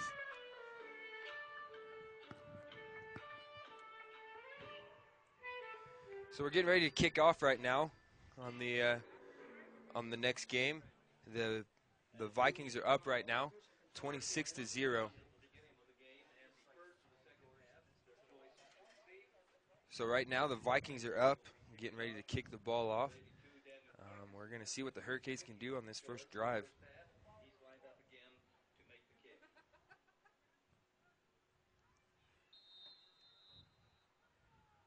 And the first drive of the second half will be underway. Hurricanes will have the ball, and like you were saying, Braden, we're going to have to see what they're going to do with this. This is going to be the biggest opportunity that they're going to have to set the pace for their own selves to continue the second half if they want to catch up. Yeah. So we're going to start off here with the new rules. They're going to take the ball from the 20 with the no contact rule on kickoffs and punts. So the Hurricanes here, Cameron, what do you think they talked about in the locker room, and what do you think the adjustments need to be made to come out here and have a successful second half? Well, the thing I noticed most was the quarterback overthrowing his receivers for the Hurricanes. What they're going to need to do is come out and be more effective on offense, more efficient through the air, and more determined and more powerful on the ground. Mm-hmm. Yeah, I agree with you. The quarterback was having a tough time connecting with his receivers, so hopefully this second half they're going to be able to put something together in the air and make some good plays over top. We saw him come out right there in the first play of the half handing the ball off to Reg, and Reg is limping off the field. It looks like he might have just taken a little sprain to the ankle or maybe a hit to the knee. Hopefully he can get that checked out and get back on the field before the night's over and that it's not a game-ending injury. Yeah, and that's the one thing that Hurricanes cannot have right now is for Reg to go out. He has set the pace throughout the whole season for the Hurricanes. He's been one of their leaders, and for him to go out now would just be a big blow, especially in the championship game. Absolutely. So right now with the quarterback back in shotgun, gets a pass off to his wide receiver, and they call it incomplete. That was a great pickup by Parrish, the running back number 2 for the Hurricanes. Even though he did get thrown aside, but he stopped the defensive lineman from getting back there and sacking the quarterback before he could get the ball away. The quarterback just needs to set his feet. He needs to be more patient, and he just needs to deliver a good ball to the right receivers that are open. I think he got a little flustered there. He saw the rush coming, and luckily he had a good running back that was able to pick it up, but I think for a second he got scared that he was going to get sacked and just wanted to get the ball away, and then ended up not making a very good play on that move, or on that throw. So right now with the quarterback back again, running from receivers or from linemen, and it was an interception, and he carries a guy on his back and finally is drugged down at the 10-yard line with a hit from the quarterback. The quarterback just has to be a little bit down on himself right now. He just is not connecting with his own receivers, but he throws a great pass to the defensive cornerback or the defensive back to put the Vikings again in scoring range at the 10-yard line. We're going to see what they can do. I think they're going to be able to punch it in. They've got the excitement that they need right now coming off of a strong first half. Yeah, we also want to remind everybody to tune in and listen to Braden and me. I'm Cameron. Broadcast the future championship games in the following weeks to come. There's going to be baseball, volleyball, women's basketball, and Chris Bundy with a great move to stay on his feet. Wow. He slides, and he looks like he got tackled, but he puts his hand down and makes sure his knees and his butt don't touch the ground. gets back up and looks at his wide receiver just in the back of the end zone. Like I said, Chris Bundy just have a great night, and I had a feeling they were going to be able to punch it into the end zone from the 10-yard line. That's really just something that they've done really well with tonight, and it really must just be demoralizing for the Hurricanes. It just is not helping them their morale, and it's just a bummer to see him go down like this right now. Yeah, and just a quick bio on Chris Bundy. He's from Mount Vernon, Ohio. He's been playing for about 11 years. He's a business minor. He's a junior. Some of his hobbies are hunting, fishing, and sports. Sorry, ladies out there. He is married to Megan Bundy for 2.5 years now, and they have a 4-month-old baby boy named Keldon. So with the view of the Rexburg, Idaho Temple, once again, it's a lovely view here at Rexburg. The weather outside is really nice right now. It's roughly 68 degrees, and with a slight breeze. But I think it's going to be good to go for the 5K at midnight. Yep. Something really special about those temples is that they always leave them lit at night. So you can always see the temple at night, drive by, and see the lights on. Something just really special that the LDS Church does with all their temples is they keep those lights on.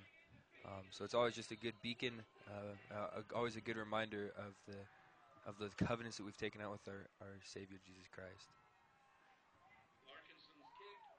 Exactly, Braden. And the boot, or the kicker, just kicked it out the back of the end zone.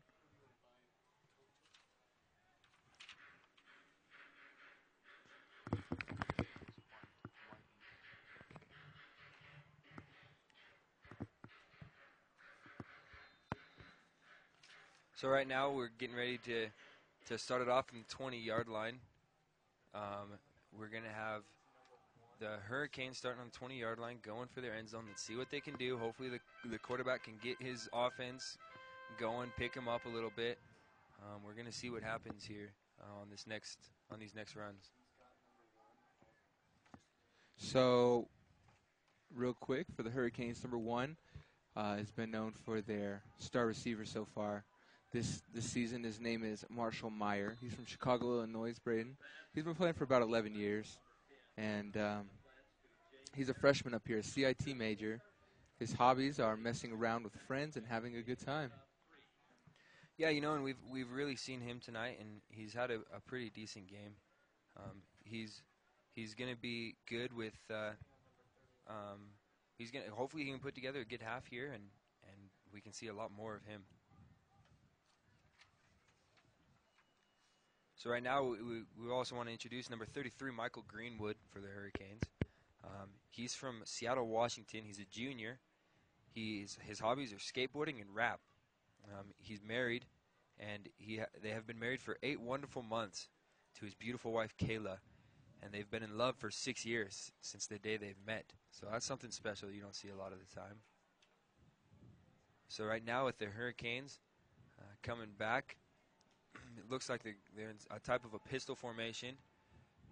A quarterback with a nice little dump.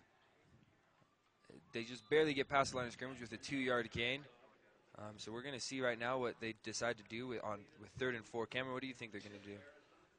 If I was the Hurricanes right now in this situation, I would try to spread out the defense. So I'd put somebody in motion, mainly my running back, just to get the linebackers to follow him outside. And then I would do a run or a slight decoy with the quarterback too.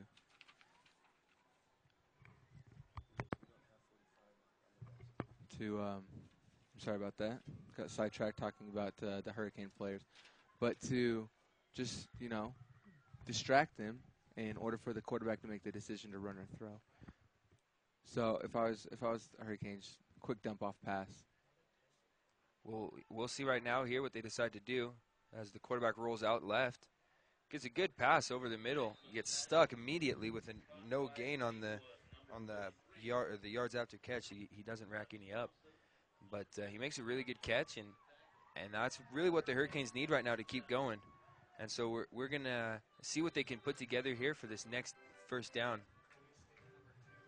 Yeah, and for the Hurricanes, number 2, their running back, James Parrish, is from Rexburg, Idaho. He's been playing for about 12 years.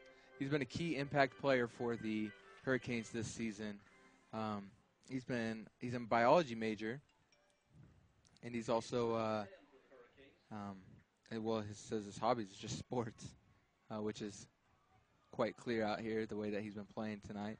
He's quick. He's made some good defensive stops. And he is married for about 6 months now. And he met his wife while working together with her at Wendy's here in Rexburg. So with the option, they go back to the option.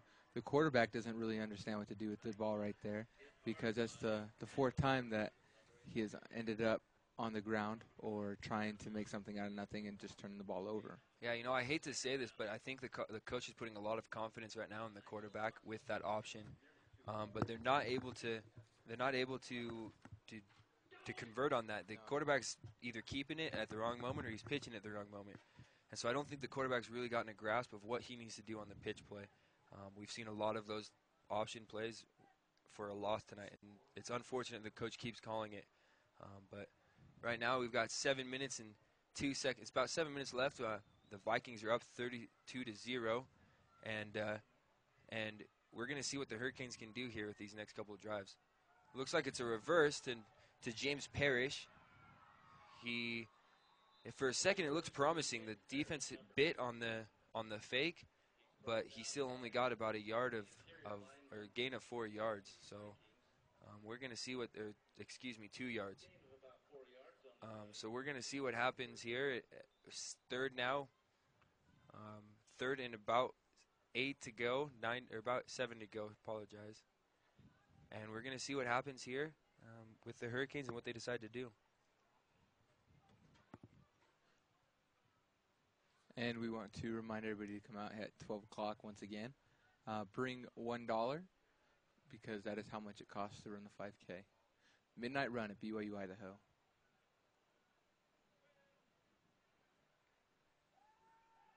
And a quick dump-off pass, tipped by what looks like to be number 33, Michael Greenwood.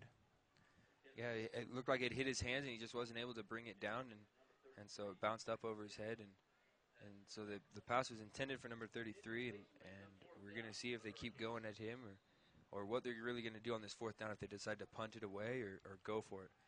Personally, I think they might as well just go for it. What have they got to lose? They're down 32. They need points on the board, and either way, they can give it to the Vikings at the 20-yard line, or they can give it to the Vikings here. It's really just a toss-up play. You have a better shot of going for it and seeing what happens rather than just automatically giving it to the Vikings. Yeah, I don't think that the Hurricanes have even been on the opponent side of the ball, or on the opponent side of the 50 all game. They haven't been able to cross midfield. So they need to do something right here. He has time. He just needs to make his reads. Goes deep. And it was a missed catch by Marshall Meyer. It was a long pass. It looked like it was a good throw. But what happened was he didn't lead his receiver. He left him there to jump for it, and Marshall Meyer had to fight 3 other guys to get up there. The Vikings head coach is Spencer Ray.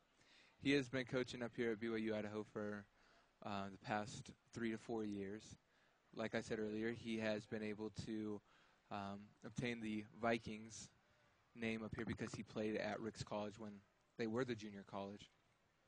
His coaching style is what I like to call a unique one, just because of the way he runs things. He has never played 9-man football, never coached against 9-man football, and yet he is able to take his team undefeated to the championship. Yep. With the Hurricanes right there bringing the entire house on Chris Bundy, he had 3 guys there for the tackle. I'm not quite sure who they're going to reward the sack to. But Chris Bundy there with a big loss, just trying to run away and get away from those defenders with a loss of 10. So now the Vikings are going to have to go 20 yards to get the first down. Something I'm not too worried about with the Vikings because they have been moving the ball really well tonight. They've got receivers that catch the ball, and they get a lot of yards after the catch. And so I don't think Chris Bundy's too worried right now with the position they're in. I think he takes it more as a challenge, and he's ready to see what happens. And Bundy rolls right, finds a receiver on the sideline. Big hit. Big hit. You had number 29, though, take that hit. It was number 29 for the Vikings, and he made a great catch right there and was able to take the hit as he fell out of bounds. That was number 29, Bernie Diker.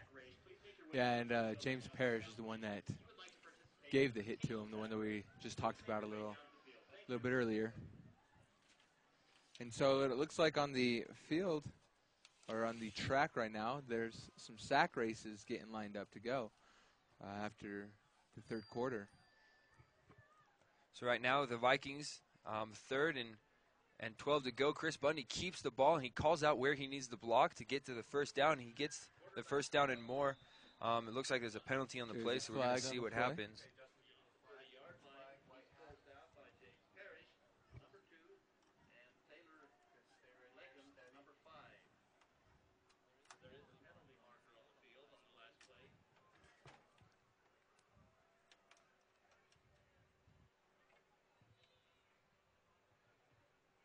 So with the rest talking about the call, we're going to hear what the call is.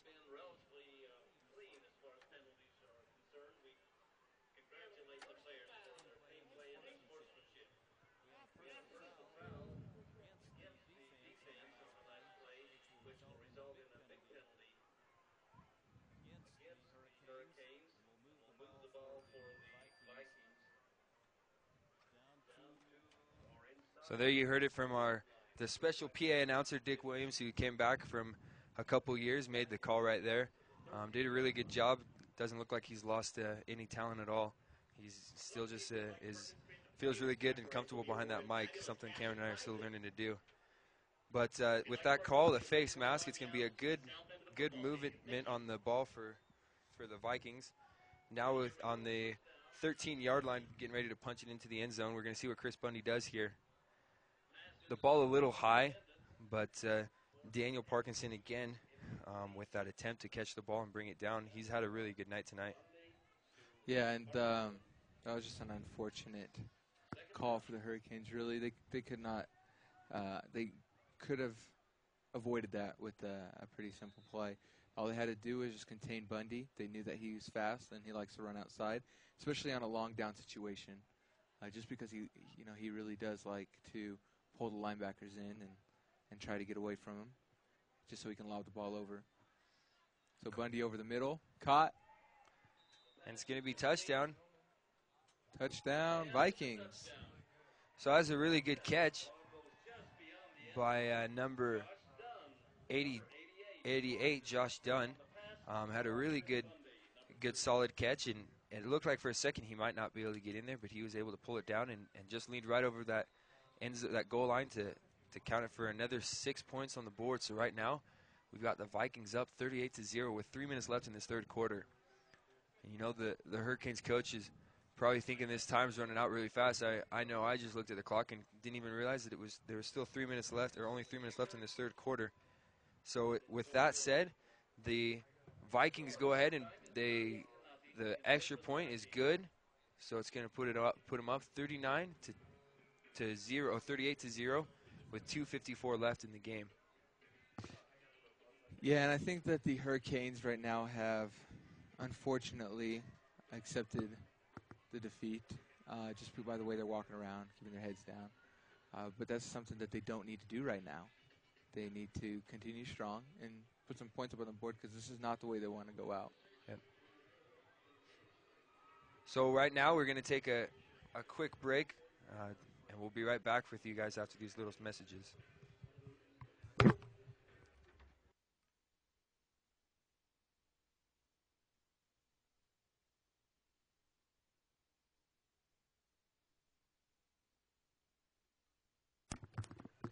All right, and we're back after that short break. So the Vikings have been consistently kicking it into the back of the end zone. It doesn't really make it fun for those receivers that decide to stand back there. But the ball's going to start on the 20. We're going to see what the Hurricanes can do. I would imagine that their excitement, their morale is a little down right now, unfortunately. They slowly see this game starting to slip away from them. I think they kind of saw that in the first half, but still had hope that maybe they could come out and put together a really strong third quarter and give themselves a chance to the fourth quarter. But with time slowly running down, It looks like it might just be over for them tonight, but I'd still like to see them come together and as a team and have a really strong fourth quarter. Yeah, and I think that the Vikings are going to start running the ball more actually right now. I know Coach Ray is a standout coach, and he would not like to run up the score, especially on a night like alumni night, just to embarrass the Hurricanes right now. So I think that Coach Ray is going to start running the ball more and letting the clock run down, just so that his team can come out victorious. But I honestly don't think that he's gonna keep calling defenses strong, so that they can at least have that 0 up on the board by the end of the game. Yep. Hopefully these Hurricanes are going to be able to put together a good offensive run or offensive series here now that it's 2nd and 11 yards.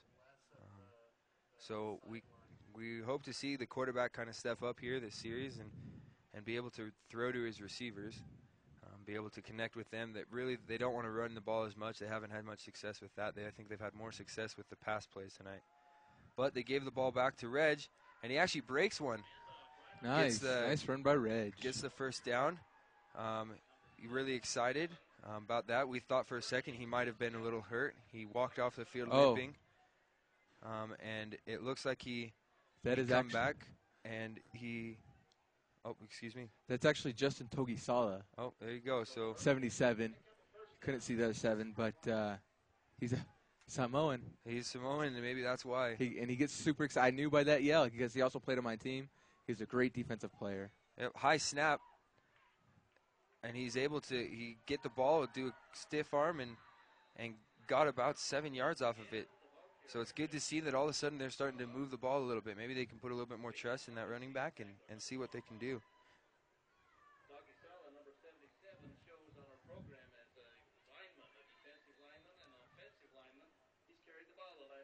So it shows on the roster that he's an offensive lineman and a defensive lineman, and they've decided to put him back there as a running back.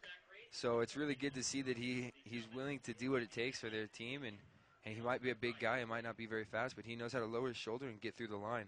And I think that's really what they need right now to start moving the ball. They're getting closer to that 50-yard line. Hopefully we can see them cross it here pretty soon.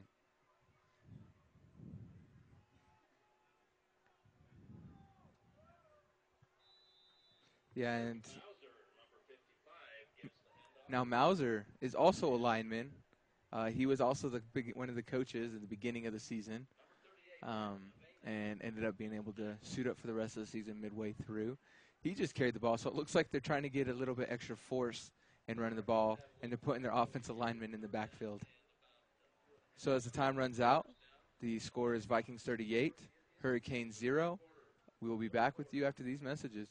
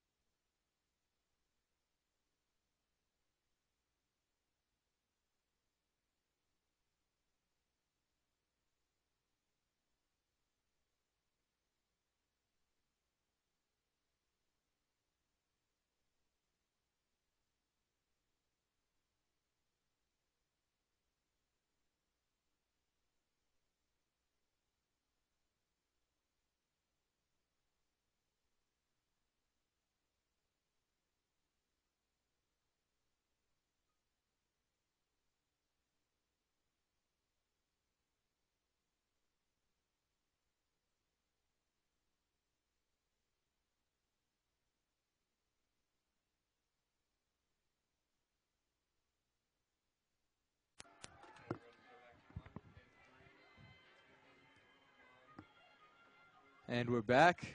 with you after those messages or that BYUI slogan. The beginning of the fourth quarter, the score is 38 Vikings, 0 for the Hurricanes. I'm Cameron. And I'm Braden. With 12 minutes left in this game, we're really going to see what the Hurricanes decide to do here. It was 3rd and short, and they looked like they were trying to push for the first down, and we're going to see if the refs spotted them a good spot, and if they get it, hopefully I'd like to see them cross the 50-yard line for the first time tonight. Yeah, and I don't want to say it's out of hand because anything could happen, Braden, but it just seems like really too steep of a mountain to climb right now for the Hurricanes. It really is, but hopefully, they don't give up and they still just decide to come out and play. I know sometimes it gets tough to want to finish the game, but if you keep the mindset this is your last game, and this could be your last time really playing organized football like this, it really just makes it worth it to come out. I know looking back at my career in the past, I wish sometimes I would have put a little bit more effort into that last game when we were down. It would have made the experience just a lot more joyful, and it would have given me a lot more perspective nowadays. And so with the handoff, James Parrish on the outside lowers his head and gets roughly 2 yards. So it's going to be 2nd and 8 as they come closer to midfield for the first time of the night. Really, you can see that just the difference in the two teams. The Vikings are still coming out. They're really excited. They kind of have a good feeling. They think they've won the game, and unfortunately, you see the quarterback walking back from talking with his coach, walks with his head down a little bit. So you can just see the different mannerisms going on right now. Unfortunately, that's not really what you want to see from the Hurricanes right now. You want to see them have that pop in their step, thinking that they can come out and play some good football. But really, as they walk to the line and as they walk to their positions, you don't really see that excitement as much, which is a bummer. But they've had a good season. They've played well enough to come out here to the championship, and hopefully they can just put together a good last quarter here to go out on a strong note. And Justin Togisala with the carry. It looked like the whole Vikings team had to assist to take him down. He's running with some force. He's upset because of the score. I know that he's grateful to be in the championship, but he wouldn't want it to end like this. So he is putting everything he has into each run he has been able to receive. Yep. So we're going to see now what the Hurricanes decide to do, 3rd and long. You would think that's going to be a pass play. They haven't really been able to convert on those, and I don't know if they're going to have a strong enough runner that's going to be able to get them all 11 yards that they need. But we're going to see right now what happens, what the coach decided to call, and what the players decide to do here on this possession. So a 3rd and 11. They come out in the shotgun full house. Deep pass. And it's an incomplete pass. So Pass broken up 4th and 11. Pass broken up really well by that cornerback. He did a really good job of turning around, keeping his eye on the ball, and putting his hand up to disrupt, one, the player, and second, get his hand on the ball. And I don't think we've given a lot of credit to this Vikings defense tonight. The Hurricanes do have a good offense, and they've been a higher scoring team this season. They've done a really good job of running offense. And this Viking defense really has just come out and shut them down tonight. They did a really good job of scouting them and putting together a good defensive sequence to make it so they can't run on them or they can't throw on them. So as much as we want to say that the offense just isn't working as well, the Vikings have also done a really good job of putting a good defensive sequence together and shutting them down. And with 4th down, they decide to punt the ball, which is a smart decision. They just do not want to have punt blocked. It looks like it's going to go out of bounds at probably about the 43-yard line. So again, with that, the Vikings are going to have really good position. We're going to see what happens here if the coach decides to keep going and keep scoring, or if they're going to take it a little bit slower. We're going to go here in a little break, and we'll be back after these short messages.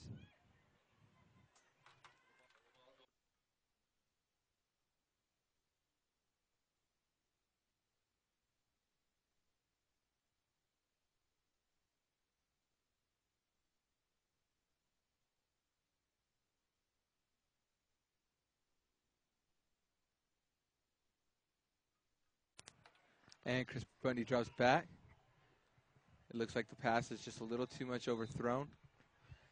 So it looks like the coach just wants to keep going at it, you know. You'd expect to see maybe some run plays, but he wants to see Chris Bundy's arm still in action and went for a long pass there.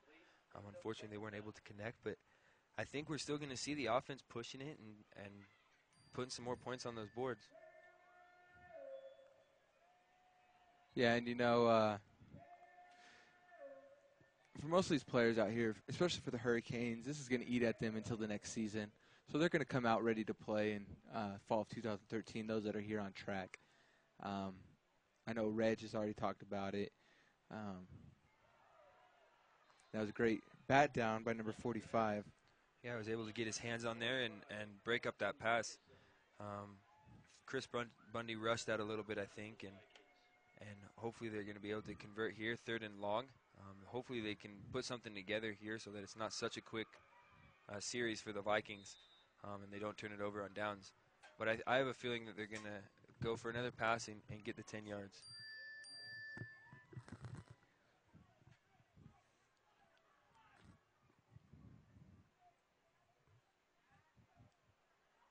And so with 3rd down and 10, Chris Bundy tries to run.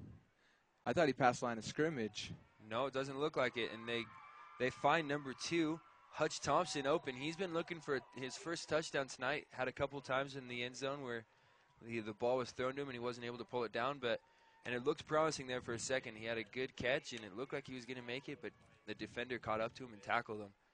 So I'm sure he's just a little bitter right now. I've had many of those. Looking back in the past, where you get so close to the end zone and you just get tackled right there in the last couple of yards before you can rack up another 6 points. But hopefully they go back to him and they give him a chance to get a touchdown in this high-scoring game.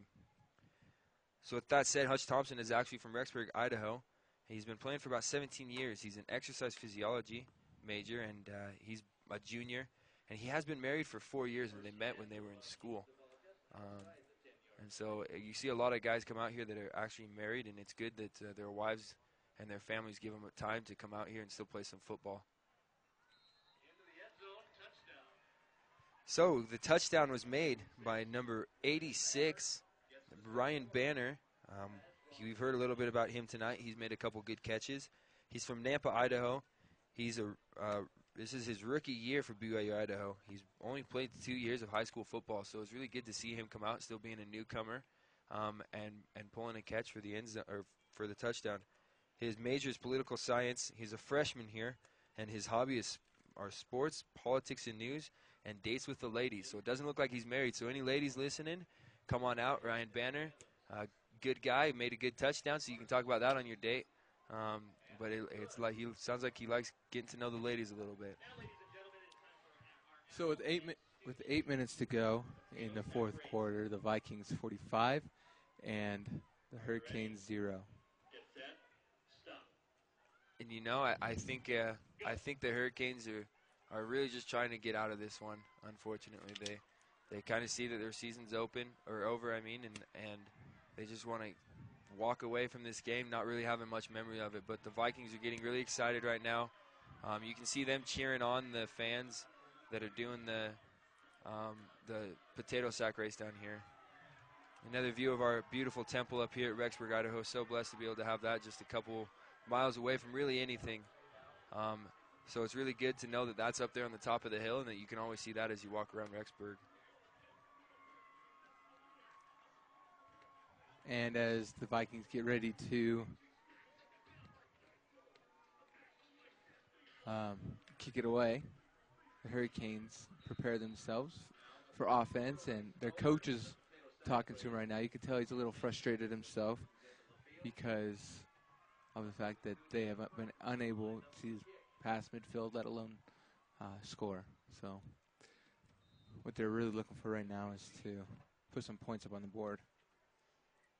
So the Vikings, for the first time tonight, decide to keep it in the end zone and let James Parrish touch the ball. You can see him there. It's good to see that he still has a sense of humor. He was joking with the refs, asking why he wasn't allowed to run, making jokes about running a couple yards to get a couple more yards out of the kick. But it's good to see that he still has that sense of humor, even though they're down, and that he understands that this is just a fun game of football, and there are being able to walk away saying you're the champion, but there's nobody out here making the $1 million for winning a Super Bowl. So it's good to know that he can still end the night and have a good time. Yeah, and that's really what you need out here. It's competitive sports. They're not playing the other colleges. They're playing each other right now. And they just need to know that there's always going to be a next time. Right now, this is, well, it's a bad snap, but they came back out in their unique formation. Yeah, I don't even know what you call that formation, but the coach apparently wants to go with it and see what he can get off of it. And there was just a bad snap, and unfortunately they weren't able to keep it in, and they got sacked for a big loss. And the Hurricanes coach, this is his first year coaching up here. His name is Eric Tutterton. He's a volunteer. He was a last-minute option for the competitive football up here at BYU Idaho. He has some football background, and he's not really a loud-spoken coach, but throughout the season he has been making good calls. I don't know what he decided to do during the championship game, but unfortunately it hasn't worked out for their good. So there was a pitch, number 7, Reg Sutton, and unfortunately they just can't get the ball rolling on this. They're getting they're getting tackled for losses, or they're not able to turn that corner and get that full head of steam like they want to get down past that 50-yard line. So now with 3rd and very long, we got about 3rd and 20 yards. Most likely going to be a pass here, unless they want to try to do some trick play, but those haven't been working for them tonight either. Yeah, and I'm really rooting for the Hurricanes to put some points up on the board, or at least cross the 50. But with 3rd and 23, the defense knows that they're going to try to go for a deep pass. Actually, and they don't. They decide to run the ball, and it's now 4th down and about 18. It got about a gain of 2. Number 5 with that carry. Taylor, the Iron Man Blegan from Compton, California. He's been playing for about 4 years. His major is culinary arts. He's a freshman, and his hobby's getting money, hustling, and riding dirty. Not quite sure what any of that means, but apparently he likes doing all 3 of those. He is from Compton, so. And I believe he gave himself the nickname Iron Man, if I remember right, from the first game. Yep, I remember talking to him in the locker room before, and he asked us to call him the Iron Man. Unfortunately, that game we didn't really see any Iron Man-like moves, and unfortunately this game we haven't either. So I can be honest with you, I don't know if he's earned that nickname this season, but hopefully next season he can come out, and if he still wants that nickname, if he makes a couple good plays, I'd be more than happy to give it to him. And the punt did not work out. So unfortunately for the Hurricanes, they have turned the ball over in the Vikings red zone. So the Vikings will come out and most likely put up another touchdown. Yep, I think they're. I don't think the coach is going to try to play it easy. There's 4 minutes left. He might run the ball, but I think he's just going to go for the end zone. Just keep it going, keep the clock running, and hopefully we see them do something here.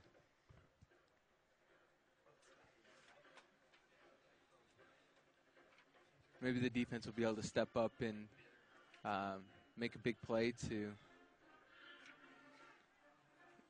put some points up on the board. It looks like they're just running the clock now. It's the mercy rule here at BYU Idaho, and in most places the clock will just continue to run until the game is over now. And that's actually fortunate for the Hurricanes because they don't want to go down 52-0. Yep. Keep it under 50. So they're giving a lot of the opportunities to some of the guys that maybe haven't touched the ball as much. Lehigh Thomas there with a pitch play. He's been playing for about 14 years. He's from, it doesn't actually say where he's from, but he's a major biology. He's a sophomore. His hobbies are snowboarding, weightlifting, and he loves music. He's engaged to Bree McDonald's, and they actually met at their family home evening group. So you single men out there, go to your family home evenings. It's a definite place where you can meet some beautiful young women And maybe you never know, like Lehigh Thomas, you might meet your future wife there. So there with a direct snap to Ryan Williams. Out to the left, lowers his head, gains a couple more yards after the initial contact. So we want to remind everybody, in 1 hour, come on down here for the Midnight 5K, put on by BYU Idaho. Bring your running shoes, dress up in awesome uniforms, come as Batman, Spider-Man, the Hulk, a princess, a fairy, I don't care. Just come down, run this 5K with us, and enjoy the lovely weather that we have been blessed with tonight, especially here in Rexburg, the bipolar weather that we all come to accept and to love.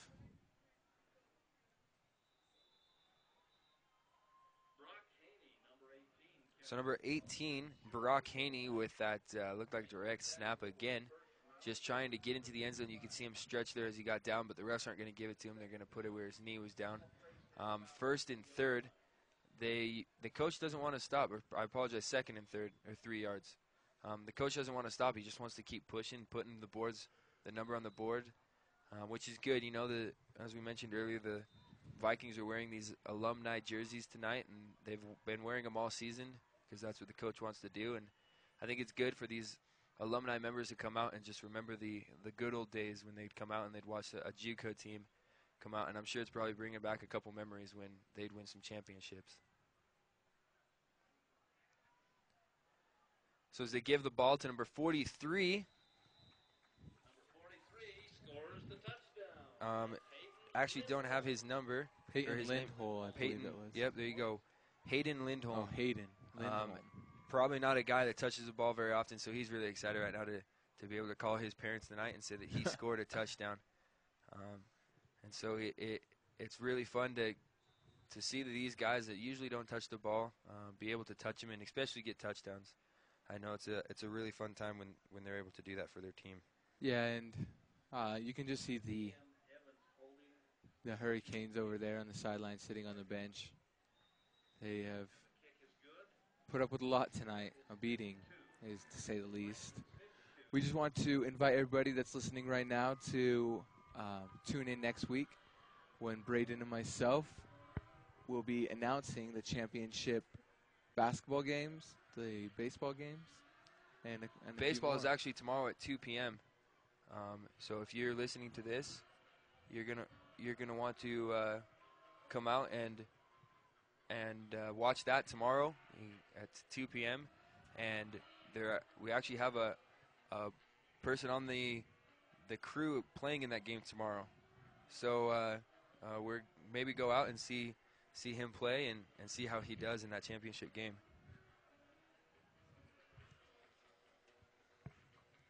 So with a minute and 39 seconds left on the clock, the Vikings will kick it off, and this should end the game with the ball in the possession of the Hurricanes. So we'll see what they decide to do here with a minute 30 left in the game, minute 34.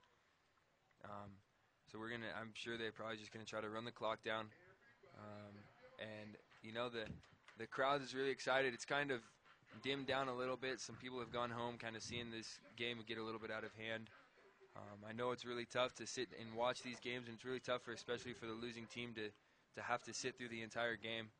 I've been on the bad side of these games before, and you know you have to do it. That's part of the game, and unfortunately we weren't able to see much of the Hurricanes and see them end this season.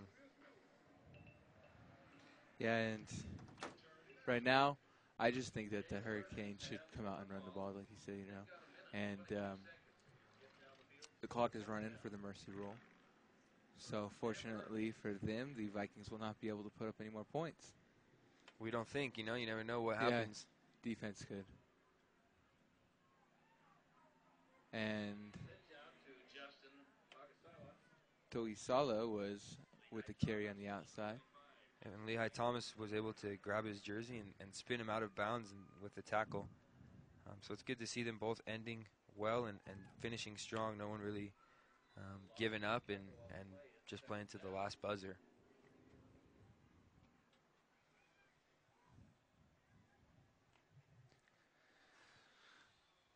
And with under a minute to go, the score is 52 for the Vikings, 0 for the Hurricanes. So for those alumni, like Braden said earlier, they are happy to see their past times and remember the good old days of the JUCO college when they won numerous championships. And I know Coach Ray's happy, and I'm expecting him to get the water dumped on this during this game. Yeah, it looks like we got two linemen standing over there by the table. They're getting ready to dump the water. Oh, ball up. Oh, it almost looked like it was going to be a reception. First a reception, then an interception, and back to a reception. But it was just confusion, and unfortunately they weren't able to bring it down. So 16 seconds left to go in the game. The coach has just been crowned his victory bath, as you could say. I know that's cold, though, by the reaction, but he's happy to have that happen to him. As the Vikings celebrate on the sidelines, they're the champions of BYU Idaho Competitive Football League. Yep. And the time runs out. Oh, they stopped it with 0.2 seconds left on the clock. Not quite sure. Oh, there we go. There we go. Oh, pie eating contest. What's going on here? I didn't know this was happening. No, I guess they wanted to do it before the game was over. But with the game over, the final score 52-0, your Vikings win against the Hurricanes. Really something that wasn't expected. But we want to congratulate the Vikings. We want to thank the crew that's put this together. It was made it possible. One of probably our best productions of the year. So it's really good to finally start getting things under control and to come out and have a good broadcast. So we thank you, and we appreciate all of you that decided to tune in and watch us. We'd like to remind you 2 p.m. tomorrow up at the baseball fields is going to be the baseball championship. So we hope to see you there. It's going to be a fun time, and hopefully it's going to be a fun time like it was tonight. So again, congratulations to the Vikings. And ladies and gentlemen, we'll see you guys next season. Thank you.